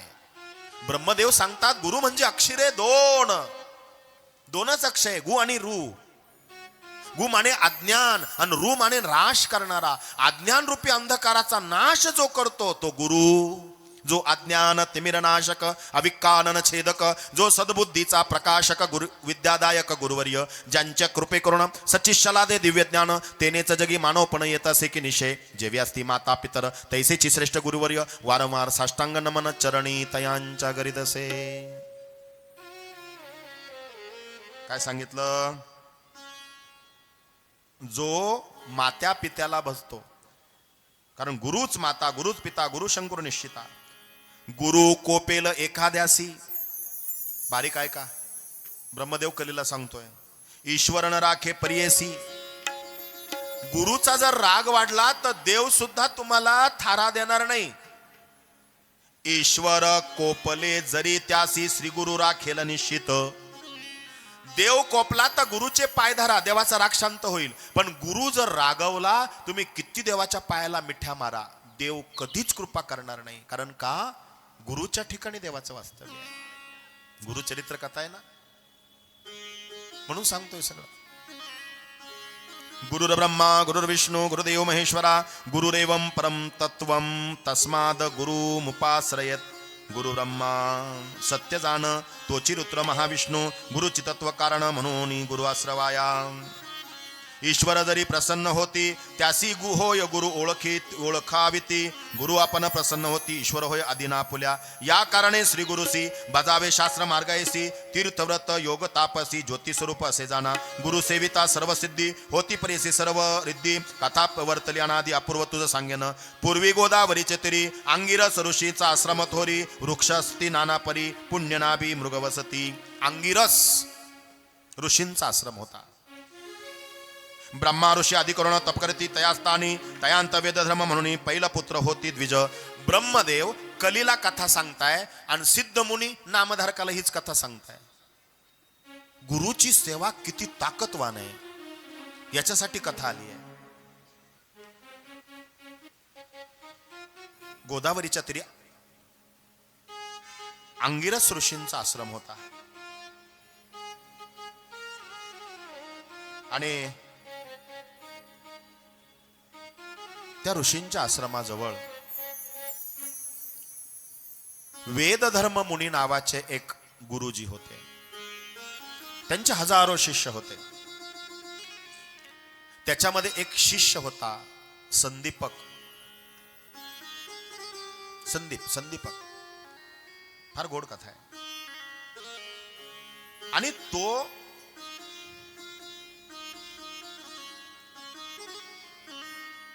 इतका निष्ठावान होता.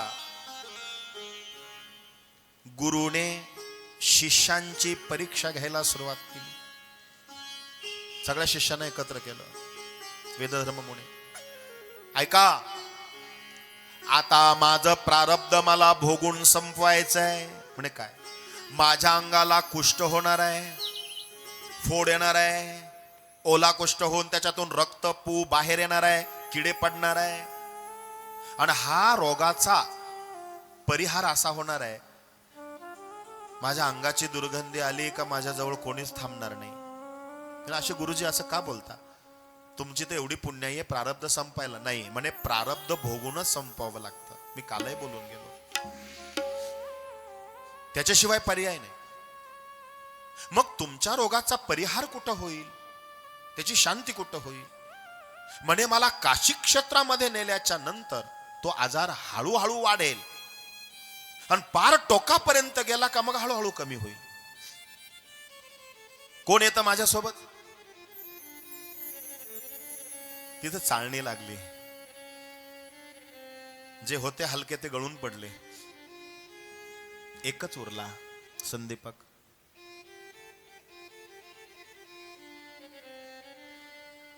आपुले देही भोगीन पाप निश्चेत्वा प्रतिपाळावे पाही काशी पूर्णिवना. तया कशापुरी जाण पापा वेगळा होईन. आपण शाश्वत पद पावन तुझ करिता शिष्योत्तमा. दीपको म्हणे श्री गुरुसी आवश्यनेन पुरी काशी. सेवा करीन 21 वर्षी विश्वनाथा समान तुम्ही. काय म्हणला? भगवान विश्वनाथ आहे ना काशीचे, त्यांच्या सारखे मला तुम्ही आहात. तुम्ही माझे शंकर आहात. 21 वर्षापर्यंत मी तुमची सेवा करेन. म्हणजे याला सुद्धा माहित होतं का 21 वर्ष ती सेवा करावी लागेल. काय गुरुच्या सेवेने ताकद येते हो, काय आत्मविश्वास असतो बा. तुम्ही काळजीच करू नका. पण हा चिडून म्हणतो, पाय बर का, नापास झाला तर माझा शाप. गुरुजी, शेवटचा श्वास असेपर्यंत मी तुमच्या सेवेत राहील, सोडणार नाही. आणि खरा शिष्य कोण, खरा गुरु कोण? दिवाळीचा सण आला, हा दुसरा दृष्टांत आहे, सहज आठवला मला भाव. मी बोलू का? फार महत्वाचा सिद्धांत मांडतोय, लक्षपूर्वक ऐका. गुरुच्या कक्षेत राहू नका. गुरुची आकांक्षा जिथं जाऊन पोहोचते तिथं जाऊन पोहोचा. नुसतं गुरुच्या कक्षेत जवळपास जवळपास करा नाही. काही काही सेवेकरी असतात आमचे, म्हणजे गुरुमाऊली आले का ते जवळ जवळ जवळ हे करा, आणि गुरुमाऊली गेले का सगळे भूर. एक सांगू का, पडद्यावर काम करण्यापेक्षा पडद्या आड काम केलं तर ते गुरुला फार आवडतं. पडद्या फ्रंटला जायचं, फक्त देखावा दाखवायचा, ही गुरूंना अपेक्षा नाहीच आहे, नाही आवडत. पडद्याआड राहून जेवढं तुम्ही कराल तेवढं त्यांच्याकडं ते सगळं असतं. दिवाळीचा सण आला आणि गुरूंनी सांगितलं, चला फटाफट सगळ्यांनी बॅगा वगैरे भरा, 15 दिवस आता दिवाळीच्या सुट्टीला जायचं ना, मी नावाड्याला थांबून धरतो. तुमचं आवरेपर्यंत नावाडी जर निघून गेला तर परत तुम्हाला उद्या नाव नाही. दिवाळीच्या सुट्ट्या आहे ना आता. हजारो शिष्य आहेत.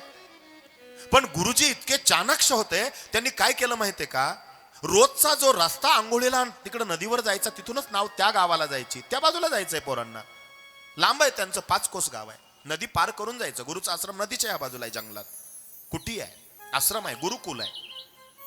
जो रस्ता एकदम साफ सुथरा आहे, गुरुजींनी सकाळी पहाटे उठून सगळ्या काट्या टाकल्या त्या रस्त्यात, सगळ्या काट्या टोटल, निवडुंगाचे काटे, बाबळीचे काटे, बोराटचे काटे,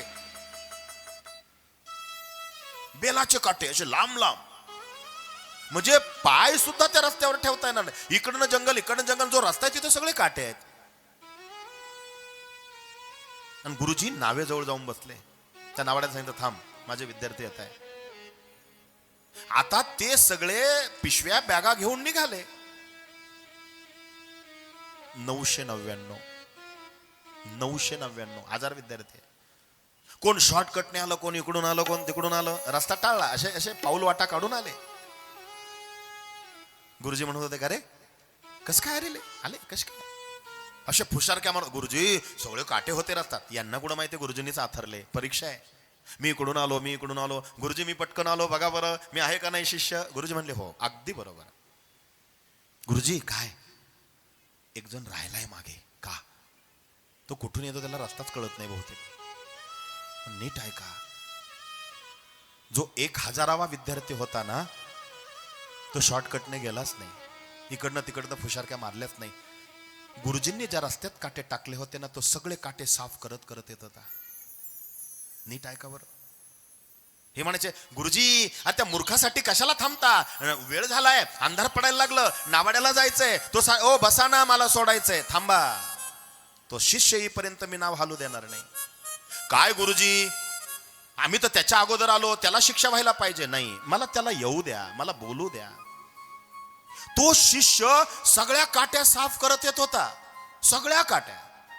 नावेपर्यंत येऊच तो रस्ता झाडत होता. मागं फिरून पाहत होता, कुठं काटा राहिलाय का, पुन्हा झाडायचा, पुन्हा रस्ता साफ करायचा. आणि जाऊन सगळा रस्ता साफ झाला, गुरुजींच्या जाऊन पाया पडला. गुरुजी माझ्यामुळं उशीर झाला, मला माफ करा. कडकडून मिठी मारली त्या शिष्याला. तू पास झाला रे बेटा. या 999 सांगितलं, उद्यापासून 15 दिवस जे सुट्टीवर चालले, इथून पुढं सगळं साहित्य घेऊन जा. इथं कोणीही गुरुकुल मध्ये परत यायचं नाही. काय गुरुजी त्याच्यामुळे उशीर झाला, तुम्ही सांगितलं होतं लवकर या, नाही तर नाव सोडून देईन. आम्ही तर लवकर आलो, इकडून आलो तिकडून आलो. म्हणे थांबा. त्याला विचारलं, बेटा तुला दुसरीकडून रस्ता नव्हता का, हे ज्या रस्त्याने आले. म्हणले गुरुजी आता आम्ही 15 दिवस नाहीये, आणि तुम्ही सकाळी उठून जर लक्षात नाही राहिलं, तुमच्या ध्यानात राहत नाही, तुमच्या पायात काटे भरले असते ना, मग आम्ही 15 दिवस नाही ना, मग झाला वेळ तर होऊ द्या. मी काटे सगळे साफ केले का, तुम्हाला रस्ता सुलभ व्हावा म्हणून. गुरुच्या डोळ्यातच पाणी आलं. म्हणून गुरुच्या कक्षेत राहू नका, त्याच्या आकांक्षेपर्यंत जाऊन पोहोचा. ही गुरुसेवा आहे. आम्ही विचारच करत नाही. आम्हाला फार घाई झालेली असते. समर्पणाची भावना गुरुसेवेमध्ये फार श्रेष्ठ सांगितले. समर्पणाची भावना, सर्वस्व अर्पण करावं. पास झाला तो शिष्य. मणिकर्णिका उत्तर दिशी कमळेश्वर सन्निदेशी राहिले तेथे परियसी गुरु शिष्य दोघे जण. मणिकर्णिका, कधी गेले तर जा काशीला, उल्लेख आलाय. काय काय बोलू मी, हे शिवमहापुराणातलं आहे. म्हणजे सगळे विषय गुरुचरित्रातले. हा ग्रंथच एकदम सगळ्या ग्रंथांचा सार आहे. सगळं आलं ना हो. शिवमहापुराण आलं, कृष्ण आलं, भागवत आलं, गीता आली, सगळं तत्व आलं गुरुचरित्रामध्ये, सगळे विषय. मग मी पहिल्याच दिवशी कालच बोललो, जगातल्या सगळ्या प्रश्नांची उत्तर गुरुचरित्रामध्ये. जसे ज्ञानेश्वरीत आहे तसे गुरुचरित्रात सगळ्या प्रश्नांची.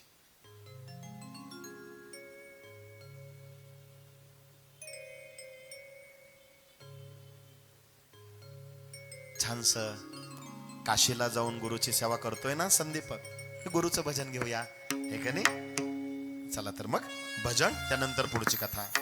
अवधूत चिंतन गुरुदेव दत्त. श्री स्वामी समर्थ महाराज की जय.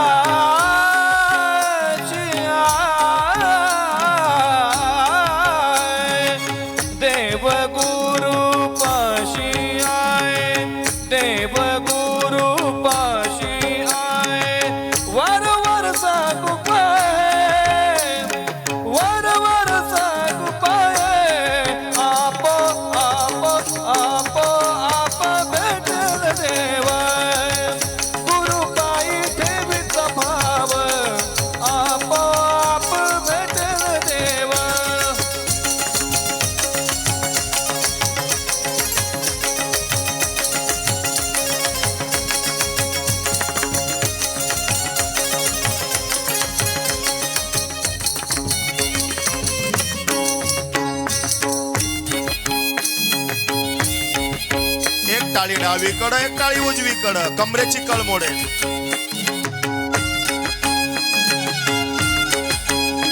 किती छान.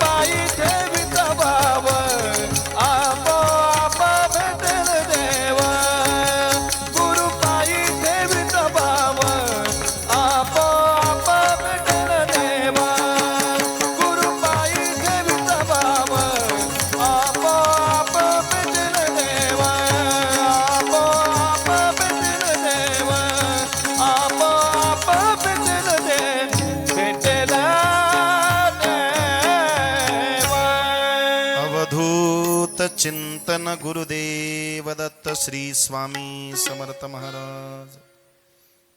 गुरु पायी ठेविता भाव, आपोआप भेटे देव. तोच विषय चालू आहे आता. मणिकर्णिका तीर्थक्षेत्रावरती आता भरपूर घाट आहे. तुम्ही काशीला जा, वाराणसीला. मणिकर्णिका तिथं जर कधी गेले तर तुम्ही पहा, प्रेत पडलेले असतात मेलेली माणसांचे. लोक मरायला जातात काशीला. म्हणजे मी मजाक म्हणून नाही सांगत, आपण कशाला गेला होता मारायला असं नाहीये. लोक मरायला काशीला जातात. अरे ती पुण्यभूमी आहे, अविमुक्त नगरी आहे. मणिकर्णिका तीर्थक्षेत्रात जर तुम्ही गेले, या शिव महापुराणातला विषय हा. आणि आता विषय आलाय. मणिकर्णिका उत्तर दिशी कंबळेश्वर सन्निदेशी राहिले ते प्रियसी गुरु शिष्य दोघे जण. त्या घाटावर तिथं थांबले ते. कोणी राहायला जागा देईना, कारण यांना कुष्ठ झालं. कुठंतरी आडोशाला बसायचं. इतकं छळलंय संदीपकाला वेदधर्म मुनींनी, फार छळलंय. परीक्षा आहे आणि परीक्षा द्यावीच लागते. तापून सलाखून निघावं लागतं. लोखंडाला आकार येण्यासाठी त्याला स्वतःला तापवावं लागतं, सिद्ध करावं लागतं. सोन्याला सुद्धा सिद्ध व्हावं लागतं, तापून सलाखून. बावन कशी हो. मग आपण सोनं आहे का काय हे आपल्या मनाला आपण विचारलं पाहिजे. तापून सलाखून. थोडा त्रास झाला का आम्ही सोडून देतो. मावशी अगरबत्ती लावे, संपेपर्यंत श्री स्वामी समर्थ जप करा. मावशी जपाकडे नाही पाहत, सारख्या अगरबत्तीकच पाहत्या. कधी विजते कधी विजते कधी. आम्हाला काय थोडं सुद्धा सहन होत नाही. आम्हाला असं पाहिजे एकदम फटाफट, लगेच नाही मिळत.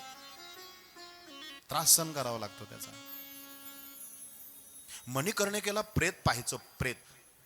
आणि त्या प्रेताचे कान बघायचे. असे आपण मेलेल्या माणसाचे कान जसे तसेच राहतात, पण मणिकर्णिकाला जर प्रेत असेल तर त्याचे कान असे उलट्या बाजूला फिरतात. असे असे होतात ते कान.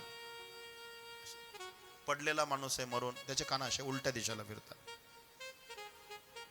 शंकर सांगे पार्वतीला, पार्वती जो ह्या क्षेत्रामध्ये येऊन प्राणत्याग करतो, त्या प्राणत्यागाच्या आत्मा शरीरातनं बाहेर पडण्याच्या वेळेला मी जाऊन त्याच्या कानात गुरुमंत्र देतो आणि त्याला मोक्षाचा, कैलासाचा अधिकारी बनवतो. इतकी ताकद आहे काशीची. म्हणून हिंदुस्थानामधलं सगळ्यात पवित्र तीर्थक्षेत्र कोणचं सांगितलंय? काशी. सांगू का? ज्याला काशीला नाही जायला जमलं त्याने आयुष्यात एकदा पंढरपूरला जावं. कुठं जावं? ऐका पंढरीचे महिमान, ऐका पंढरीचे महिमान. रावळती तू के प्रमाण, रावळती तू के प्रमाण. तेथील तृण आणि पाषाण, तेथील तृण आणि पाषाण. सर्व देव दानावे, सर्व देव दानावे. ऐसी पंढरी म्हणजे ख्याती, ऐसी पंढरी म्हणजे ख्याती. ऐसी पंढरी म्हणजे ख्याती, ऐसी पंढरी म्हणजे ख्याती. वाराणसी चाले 1 मास. 1 महिना वाराणसीला काशीला राहून जे पुण्य मिळत नाही, ते फक्त पंढरपूरच्या दिशेने 1 पाऊल टाकलं का पुण्य आहे. एक एक तीर्थ कोटी कोटी वेळा, चंद्रभागा डोळा देखिलिया. जाऊ दे, भविष्यात आपण बघूया. अविमुक्त नगरी काशी आहे. गुरुचरित्रात वर्णन आलंय. मणिकर्णिका, कर्ण माने कान, मणिकर्णिका. मनोवांछित त्याला मोक्ष प्राप्त होतो. मणिकर्णिका. सायुज्यता पाहिजे, समीपता पाहिजे, सलोकता पाहिजे. तेने मोक्ष चारी साधी. 4 प्रकारचे मोक्ष. स्वरूपता, सलोकता, समीपता, सायुज्यता. जो पाहिजे तो मणिकर्णिका तिथं मिळतो. आणि तिथं त्या गुरुला ठेवलंय. स्नान करुणी मणिकर्णिकेसी पूजा करीती विश्वेशासी. प्रारब्ध भोग त्या गुरुसी भोगीत होता तयास्थानी. कुष्ठरोगे व्यापुले बहुत, अक्षहीन ती दुःखित संदीपक सेवा करीत ती भक्ती करोनिया भिक्षा मागुनी संदीपको गुरुसी आणून देतो नित्यको पूजा करी पूजा भावेको विश्वनाथा स्वरूप म्हणत. तो काशी विश्वनाथाच्या अविमुक्त नगरीत आहे, पण कधीच भगवान शंकराच्या दर्शनाला गेला नाही, कारण तो सगळं गुरुमध्ये पाहतोय. याला गुरुनिष्ठा म्हणाली. पण गुरु गप्प नाहीच आहे. दुःखाने व्याकुळ झाला आणि तो चिडचिड करतोय. एकच शिष्य आहे तेवढा. भिक्षा आणून देत एके दिनी न जेवी श्री गुरु कोपणी स्वल्प आणले म्हणून क्लेश सांडून देती भूमीवरी. गुरुजी उठाणा जेवण करा, मी भिक्षा मागून आणली. थोडीच का आणली? मला भूक लागली होती, 2 पोळ्या पाहिजे होत्या, एकच आणली. दिलं फेकून, मातीत फेकून दिलं, जमिनीवर टाकून. तरी चिडला नाही. गुरुजी माफ करा, मला आंबारस पाहिजे आत्ताच्या आत्ता, आणि सीजन नाही. तर किती छळलंय, किती त्रास आहे. हा गोड कथा आहे. पूर्वीच्या काळी असं बरणीमध्ये मदन ते असं आंबे असे ठेवले जायचे सीजन मधले. मग यानं जायचं ते कसं तरी, अरे करंट्या तुलाच लागत असेल, तुझ्या तोंडाचे चोचले. नाही हो माय, माझ्याकडून काम करून घ्या, लाकडं फोडून देतो मी चुलीसाठी, द्या ना, माझ्या गुरुला इच्छा झाली आहे. आता ते सीताफळाचा पल्प वगैरे ते मिळतं पहा, मिळतं ते दुकानांमध्ये, कुठल्याही सीजन मध्ये हल्ली मिळतं. पूर्वीच्या काळी ते होतच सगळं. बरणीमध्ये मध आणि ते घालून ठेवायचं, म्हणजे ते खराब नव्हतं होत. मग तेच किती आंबे एकत्र आणावे लागतील, त्याचा रस काढायचा, आणि तो आंबट लागला म्हणून त्या गुरुने फेकून द्यायचा. किती छळ. येरे दिवशी जाऊनी शिष्य आणि अन्न बहुवस मिष्टान्न नाणीसी म्हणून क्लेश करिता झाला परियेचा. चटण्या आणल्या, कढी आणली, वडे आणले, पोळ्या आणल्या, पातोड्या आणल्या, आमटी आणली. अरे तुला लाज कशी वाटत नाही काय? याच्यात गोड कुठे आहे? मला नाही जेवायचं, दिलं फेकून. शिष्याला तर नाहीच, पण गुरु सुद्धा खात नाही, असं माती मळण करून देतो.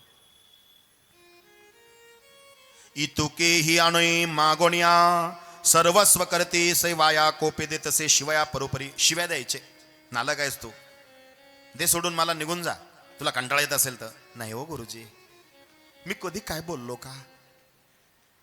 मला काही त्रास होत नाहीये, मला उलटा आनंद होतोय तुमच्या सेवेचा. एखादे समय शिष्यांशी, ऐका बरं का, एक दिवस काय म्हणायचे, 8 दिवस रागवायचे, आणि 1 दिवस इतकं प्रेम उफाळून यायचं, गुरूंच्या डोळ्यात पाणी यायचं. आणि काय म्हणायचे ऐका, हे वाचताना तुमच्या लक्षात येईल भविष्यात. एखादे समय म्हणे शिष्या म्हणे ताता ज्ञानराशी मज निमित्त कष्टलासी शोषोत्तमा शिखामणी. किती रे कष्ट घेतो माझ्याशिवाय माझ्या बाळा, डोळ्यात पाणी येतं रे ही सगळी तुझी सेवा पाहून. मी किती तुला त्रास देतो रे, तरी उलटून कधी बोलत नाहीस रे माझ्याशी. गुरु तुम्ही डोळ्यात पाणी आणू नका ना, तुम्ही डोळ्यात पाणी आणलं तर माझ्या डोळ्यात पाणी येतं ना, नका ना रडू तुम्ही. सेवेची म्हणी पापी क्रूरा, आणि अचानक म्हणायचे अरे तू पापी आहेस, क्रूर आहे. माते गांजिल्या पेरा पू माष्ट विश्व विनमुत्रा क्षणाक्षणा धुत नाही. माझा पू निघतो, घाण निघते, हे किडे निघता, हे साफ करत नाही तू. दिवसातून मला 3 वेळा आंघोळ घालत जा, नाही तर चालता हो. पाप जेते असे बहुत दैन्य मास्यसरी माश्चर्य रसहित वसत शुभाशुभ नेणे क्वचित पाप रूप ते जाणावे. समस्त रोग सती देखा कुष्ठ 16 भाग नवतिका वेद धर्म द्विजो एका कष्ट तसे येणे परी ऐसे गुरुचे गुणदोष म्हणी नाणी तो शिष्य सेवा करी एक मानसई तोची ईश्वर म्हणून. जैसे जैसे मागे अन्न आणून देतो परिपूर्ण जैसा ईश्वरासे विष्णू तैसा गुरु म्हणत असे. काशी सारखे क्षेत्र असता कदा न करी तीर्थयात्रा न वचे देवाची यात्रा. गुरु सेवे वाचूनी नाहीच गेला तो देवाच्या दर्शनाला, सतत गुरु सेवेत रत आहे. फार गोड विषय आहे. थोड्याशा ओव्यांना मी मागं सारतो, तुम्ही वाचा घरी गेल्यावर. एकोणी हे मृत्युंजय दीपक म्हणे ईश्वरासी.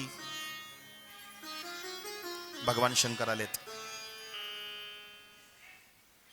हा मंदिरात नाही गेलाय, हा प्रदक्षिणेला नाही गेलाय. एवढे तीर्थक्षेत्र काशीमध्ये आणि ते किती आहेत ते गुरुचरित्रात पुढायच आहे. तुम्ही अधिक माहितीसाठी ते वाचा, मी फक्त उल्लेख करून जाणार आहे. काशीला गेल्यावर कोणत्या कोणत्या देवाचं दर्शन करावं, कसं करावं, कोणत्या घाटावर स्नान करावं, याची सगळी प्रोसिजर गुरुचरित्रात दिलेली आहे. आणि ती अविमुक्त नगरी आहे, प्रभावशाली आहे.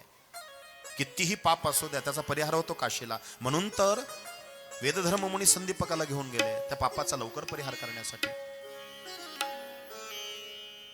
कारण गुरु साक्षात, गुरुची सेवा इतक्या निष्ठेने करतोय ना तू. भगवान भोलेनाथ आले, त्या काशी विश्वनाथाचे त्या नगरीचे कोतवाल मालक. काशिकापुराधिनाथ काल भैरवं भजे, भानुकोटि भास्वरं भवाप्ति तारकं परं, नीलकण्ठमिस्फितार्थदायकं त्रिलोचनं, कालकालमम्बुजाक्षमक्षशूलमक्षरं, काशिकापुराधिनाथ कालभैरवं भजे, शूलटङ्कपाशदण्ड पाणिमादिकारणं, श्यामकायमादिदेवमक्षरं निरामयं, भीमविक्रमं प्रभुं विचित्रताण्डवं प्रियं, काशिकापुराधिनाथ कालभैरवं भजे, भुक्तिमुक्तिदायकं प्रशस्तचारुविग्रहं, भक्तवत्सलं स्थितं समस्तलोकविनिग्वनं, नमनोज्ञ हेम किङ्किणी सत्कटिं, काशिकापुराधिनाथ कालभैरवं भजे. बोला कालभैरवनाथ महाराज, काशी विश्वेश्वर भगवान. नम पार्वती पते हर हर महादेव. उमा महेश्वर भगवान की जय. भगवान शंकर आले. दीपक म्हणे हे अरे गुरु भक्ता दीपका. काय भाषा आहे शंकराची. अरे गुरु भक्ता दीपका, महाज्ञानी कुलदीपका, तुष्टलो तुझे भक्ती सिनिका, प्रसन्न झालो माग आता. काय ऑफर आहे. शंकर येऊन म्हणलं बोल त्याला काय पाहिजे तुला. गुरु भक्ती पाहून मी संतुष्ट झालो, तुला काय देऊ मी आता. आणि आपल्यासारखं कोणी असतं तर म्हणलं असता एक काम करा, माझ्या गुरुचा आजार बरा करा, म्हणजे आम्हाला इथून पटकन निघून जायला वैताग आलाय हो. नाही, गुरु आज्ञेशिवाय काहीच नाही. दीपक म्हणे ईश्वरासी, हे मृत्युंजय वेमकोशी, न पुसता पण गुरुसी वर्ण घे परियसा. आलं का लक्षात. किती गोड ओव्या आहेत. काय म्हणले, हे शंकरा मी माझ्या गुरु माऊलींना विचारल्याशिवाय तुमच्याकडून काहीच मागणार नाही. म्हणून गेला गुरुपाशी, विनवितसे तयासी, विश्वनाथांमासी प्रसन्न होऊन आलासे. निरोप झाली या स्वामीचा, मागे न उपशम व्याधीचा, वर होता सदाशिवाचा, होईल बरवे तुम्हासी.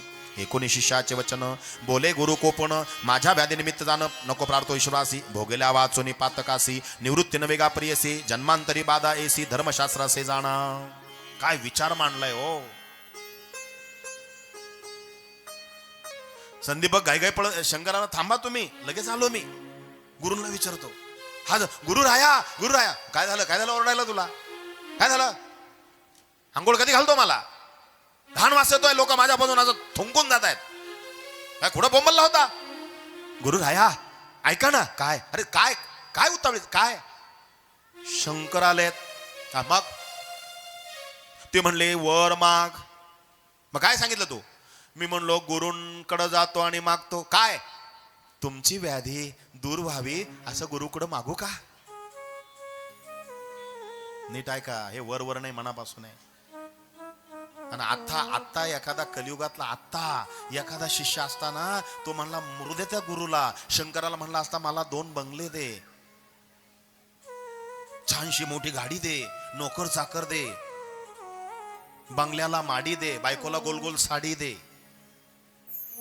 हे सगळ्या सुख सुविधा मागितल्या असत्या. मग तो मागतोय कोणासाठी. गुरु राया तुमच्यासाठी मागू का. पागल आहेस का तू. माझे भोग भोगून संपाय म्हणून मी घरदार सोडून गुरुकुल सोडून इथं आलोय. आणि जोपर्यंत भोग भोगून संपत नाही, देवाने कृपा केली तर माझे भोग तेवढ्या पुरते मिटतील रे. अरे मूर्खा, मला पुन्हा जन्म घेऊन ते भोग चक्र व्याजासहित भोगावे लागतील. अजिबात नाही पाहिजे. जाय त्या शंकराला जाऊन सांग. जी म्हटला, रिस्पेक्ट, जशी आपली आज्ञा. गेला आणि ऐसे परी शिष्यासी गुरु सांगे, जाऊन म्हणे ईश्वरासी, न लगे वर आपणासी, नये गुरुचे मानसी, केऊ घेऊ म्हणतसे, विस्मय करून वेमोकेशी. माझ्या गुरुला नकोय. विस्मय वाटला, आश्चर्य वाटलं. कोणाला? शंकराला. अरे एवढा गुरुचा आज्ञाधारक आहेस, बापरे. मग धन्यवाद, तुम्ही जाऊ शकता. देवाला परत काढून दिले.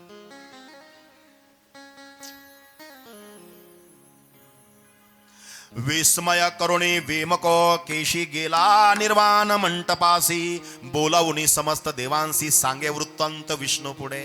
कोण कोणाला सांगायला गेलंय? उत्साही झाला भगवान शिव. छानपैकी एक ठिकाणी असा कार्यक्रम होता. त्या देवी वगैरे एक ठिकाणी अशा होत्या आणि देव बसले होते. मग ते म्हणतो ना आपण गप्पा, मग काय विशेष म्हणतो ना आपण, काय विशेष. काय काय लय सवय असते फोनवर सुद्धा, मग काय विशेष. एक दोन वाक्य, मग काय विशेष. म्हणलो काय नाही, मरतो का. काय विशेष विशेष काय विशेष, काय विशेष असणार आहे. तेच रोजचं राडगारानं, हे नाही ते नाही अमुक नाही, काय विशेष. सवय असते काही ना. काय विशेष. भगवान शंकर विशेष असा शिष्य पाहिला नाही. भगवान विष्णून पुढे मांडताय, सांगे ईश्वर विष्णूसी, विस्मय करुणे वेमकशी. श्री विष्णू म्हणे शंकरास, कैसा गुरु कैसा शिष्य, कोठे असा त्यांचा असे वास, सांगावे मज प्रकाशोनी. कुठं राहतात असे गुरु शिष्य. सांगे ईश्वर विष्णूसी, आश्चर्य देखील परिस्थिती दीपक, म्हणजे बाळ कैसी गुरुभक्ती करीतो अभिनव. तुम्ही म्हणाल बाबांनी तर पोथीच चालू केली. अरे गुरुचरित्र येते या ओव्या. मला मी माझी तळमळ समजून घ्या प्लीज. मी कन्सेप्ट का क्लिअर करतोय. तुम्ही ज्यावेळेला गुरुचरित्र वाचाल ना, त्यावेळेला हे तुमच्या डोळ्यापुढे उभं राहील म्हणून सांगतोय मी. काशीचं महात्म्य, जिथं गुरु होते, मग देवांची सभा बसली आहे, शंकर भगवान विष्णूंना सांगताय, हे असं डोळ्यापुढं चित्र उभं राहावं. आणि मी पहिल्या दिवशी कालच बोललोय, गुरुचरित्राच्या ज्या ओव्या वाचल्या त्या दिवसभर चिंतन मनन श्रवण कराव्यात, आचरणात आणण्याचा प्रयत्न करावा. पण कथा एक आरसा आहे, आपल्याला दोष दाखवतो तो आरसा. आपण कुठे आहोत, आम्ही कुठं कमी पडतोय, गुरुची कृपा का होत नाहीये, परब्रह्माची कृपा का होत नाहीये. गुरुची सेवा चालू आहे, भगवान शंकर प्रसन्न झाले. शंकरांनी मागून सुद्धा हा मागत नाहीये, त्या गुरुची आज्ञा नाही. आणि शंकराला विशेष वाटलंय म्हणून ते विष्णून पुढे वर्णन करताय. भगवान विष्णू म्हटले कुठं राहतात, म्हणे काशी नगरीमध्ये.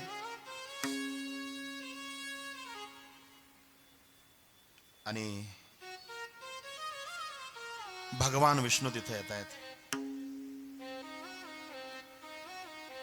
सांगितले होते विश्वनाथे अधिकत्व दिसे, अनिक होते संतोष दीपकाते, म्हणे विष्णू परियसा. शंकराने मला सांगितलं त्याच्यापेक्षा अधिक गुणधर्म याच्यामध्ये दिसत आहेत. शंकरापेक्षा, शंकराने जे सांगितलं हा असा आहे तो शिष्य तसा आहे, त्याच्यापेक्षा मला विशेष वाटतं त्याचे गुणधर्म. बोलावणे दीपकासी, जवळ घेतलं. म्हणतसे ऋषिकेशी, तुष्टलो तुझ्या भक्तीसी, वर माग म्हणतसे. दीपक म्हणे विष्णूसी, काय भक्ती देखुने आम्हासी, वर देसी परियसी कवन कार्या सांगा मज. मी काय तुझी सेवा केली, मी तर तुला भजत नाही, तुझी पूजा करत नाही, आणि तू का आलाय माझ्यासाठी. मी तर गुरुची सेवा करतो ना. भगवान विष्णू डबडबीत अशा कंठ दाटून येऊन डोळ्यात पाणी आलंय भगवान विष्णूंच्या. ते म्हणले अरे अशी गुरुभक्तीच मी पाहिली नाही, बोल तुला काय देऊ. मी तर तुझं भजत नाही, तुझे नामस्मरण नाही, बलात्कारे येऊनी पाही, काय देसीवर मज.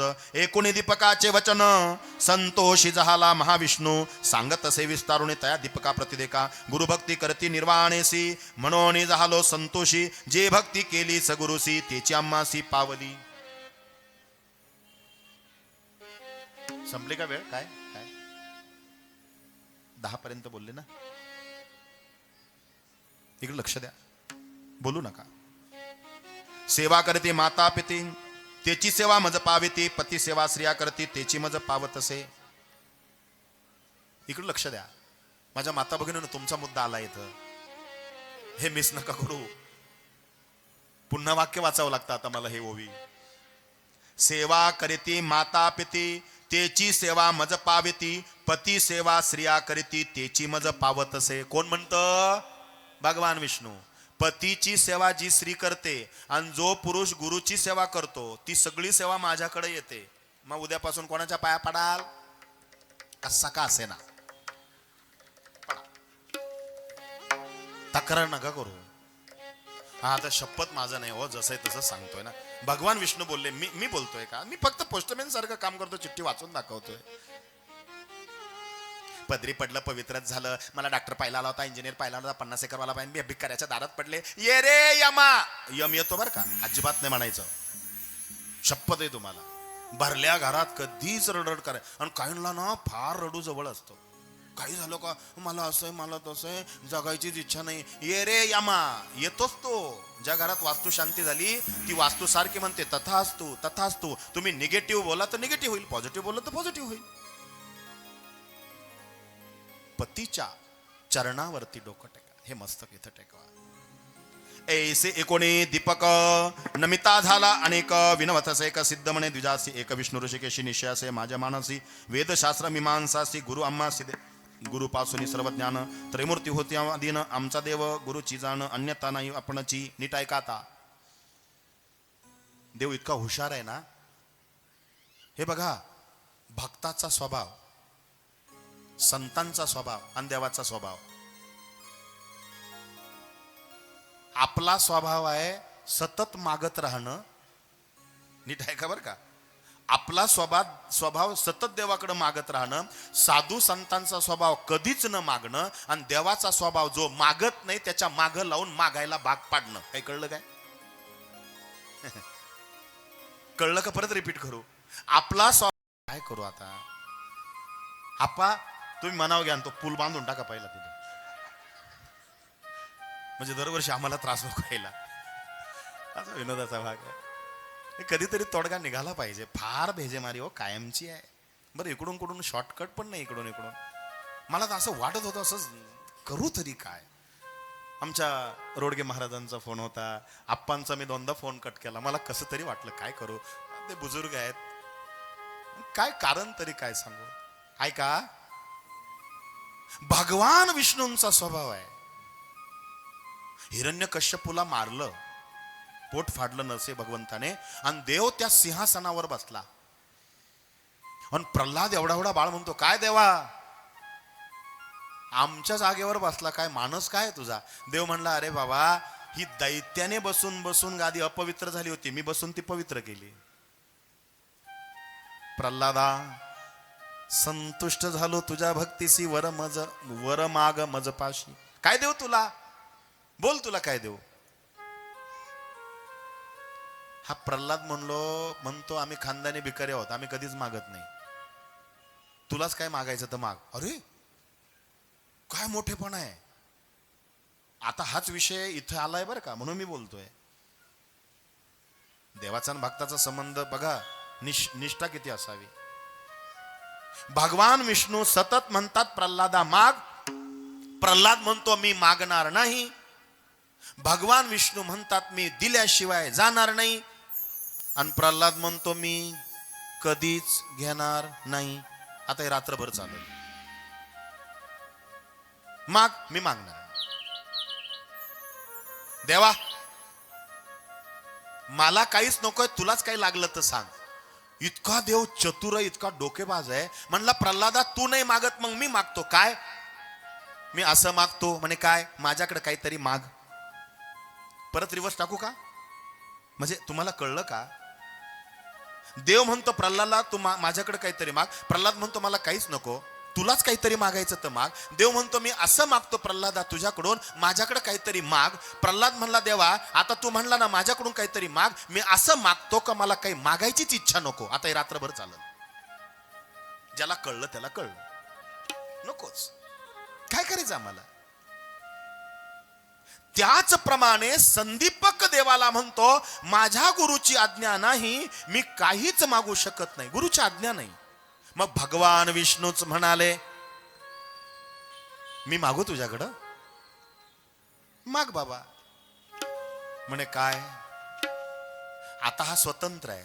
गुरु म्हटला ना तुझ्यासाठी काय मागायचं नाही, देव माझ्याकडे मागतोय ना, मला द्यायचा अधिकार आहे. काय मनाचा मोठेपणा, काय गुरुचरित्र गोड आहे. माग देवा काय पाहिजे. म्हणे मी आजपर्यंत असा शिष्यच पाहिला नाही, माझी एक विनंती आहे. भगवान विष्णू म्हणाले, काय विनंती आहे. पुढच्या जन्मामध्ये तू माझा गुरु होशील का. नीट ऐकताय का तुम्ही. काय गुरुचरित्र आहे हो, आणि काय श्रेष्ठ सेवा आहे. म्हणजे देवाने सुद्धा हात पसरावे. कोणापुढं. संदीपकापुढं. तुमच्या लक्षात आलं का. तू काहीच मागत नाही ना. भगवान विष्णू म्हणले, संदीपका मी तुझ्याकडे मागतो. काय. पुढच्या जन्मात माझा गुरु होशील का. तोच गुरु झालाय भगवान कृष्णांचा. त्याचं नाव आहे सांदीपनी.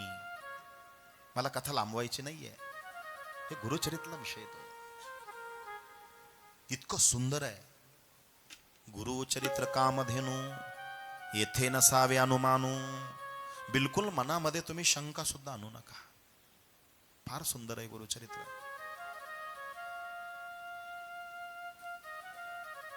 सिद्ध सांगे नामधारकासी. सिद्ध विचारतात, नामधारक सिद्धाला विचारतात, गुरुजी म्हणे या देवाने एवढे अवतार कशासाठी घेतले. दत्त, श्रीपाद, श्रीवल्लभ, नरसिंह, सरस्वती. अंबरीश राजाची कथा येते. काय करायची, सांगायची का उद्या घ्यायची. 9:15 झाले आप्पा. बर बर. प्रशासनाचे नियम असतात काही, आहे का नाही. आपण अंबरीश राजाचं एकादशीचं व्रत महात्म्य उद्या ऐकायचं का. एकादशीचं फार छान आहे बरं का. आणि देवाचे अवतार कसे झाले. उद्या आपण दत्तप्रभूंचा जन्म साजरा करणार आहोत. माहिती आहे तुम्हाला. दत्तप्रभू फार सुंदर जन्म आहे उद्याचा. उद्या आपण अंबरीश महिमा घेऊ, दत्तप्रभू. आणि जर वेळ मिळाला तर श्रीपाद, श्रीवल्लभ, नरसिंह, सरस्वती त्या कथेला स्पर्श करू. अवधूत चिंतन गुरुदेव दत्त. त्या वेदधर्म मुनींचा सगळा आजार गेला आणि तो गुरु शिष्यावरती आशीर्वाद देऊन संतुष्ट झाला.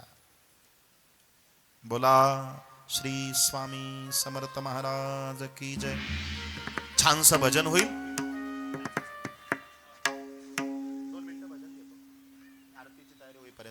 चला उभा राहा पटकन. थोडस आपण हातपाय मोकळे करू जरा.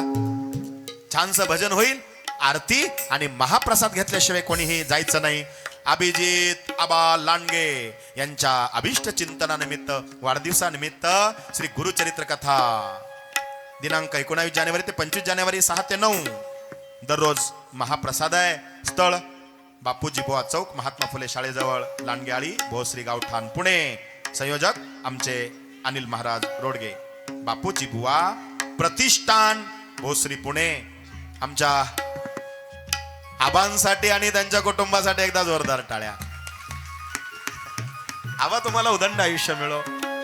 एवढी चांगली बुद्धी तुम्हाला सुचली आहे. वा वा वा. ही देवाची कृपा आहे. शुद्ध बीजा पोटी फळे रसाळ गोमटी. सात्विक आहेत ते, आणि त्यांच्या चेहऱ्यावरला भावच सगळं काही व्यतीत करतं.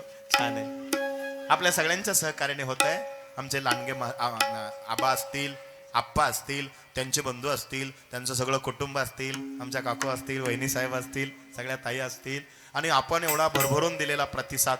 कालच्यापेक्षा आज गर्दी वाढली आवा, आहे ना. आता रोज वाढणार आहे. जसं गंगेचं पात्र असं वाढत वाढत जातं पुढे गेल्यानंतर पात्र, तसं होत आहे.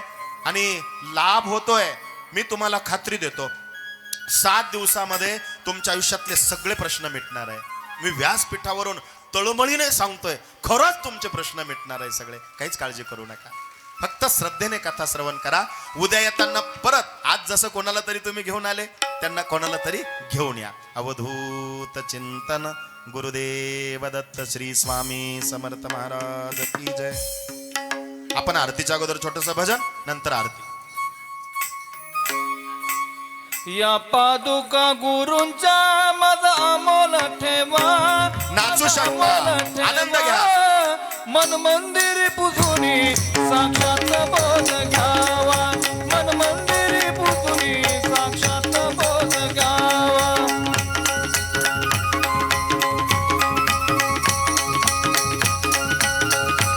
सर्कल करा, सर्कल कालच्या सारखं मोठं. या पादुका मोठं करा. गुरूंच्या इकडं पण करा.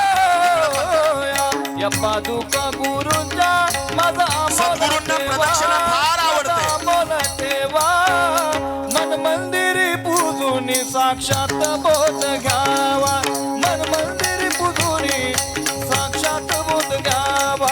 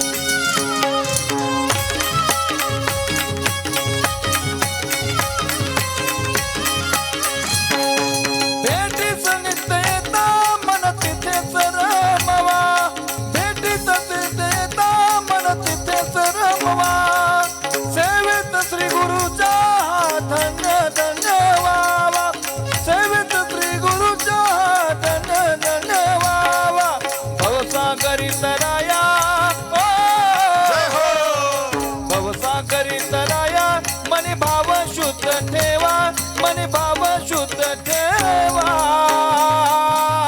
जय गुरुदेव. मन मंदिर पुजूनी अरे साक्षात बोध घ्यावा मन मंदिर पुजूनी साक्षात बोध घ्यावा मन मंदिर पुजूनी साक्षात बोध घ्यावा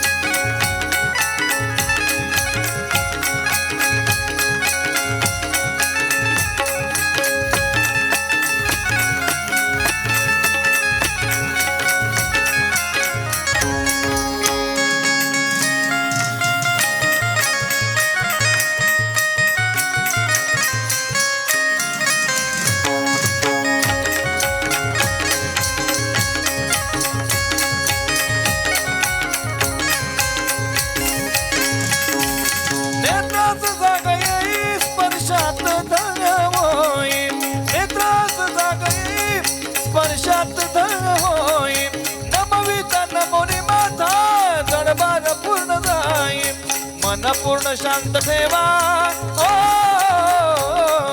मन पूर्ण शांत ठेवा भक्तीत देव घडावा भक्तीत देव घडावा मन मंदिर पुजूनी अरे साक्षात बोध घ्यावा मन मंदिर पुजूनी साक्षात बोध घ्यावा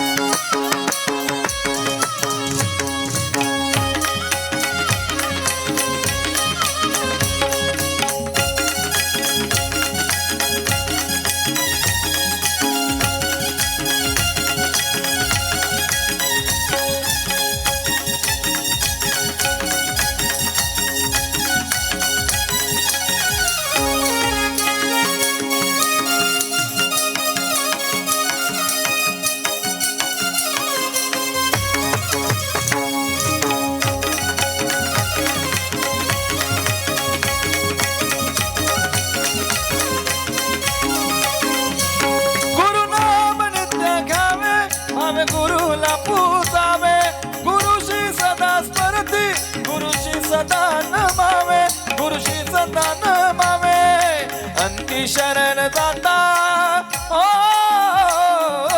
अंती शरण जाता लाभेल तो विसावा लाभेल तो विसावा जय गुरुदेव. मन मंदिर पुजूनी अरे साक्षात बोध घ्यावा मन मंदिर पुजूनी साक्षात बोध घ्यावा या पादुका गुरूंचा माझा अमोल ठेवा, माझा अनमोल ठेवा. मन मंदिर पुजूनी अरे साक्षात बोध घ्यावा. मन मंदिर पुजूनी अरे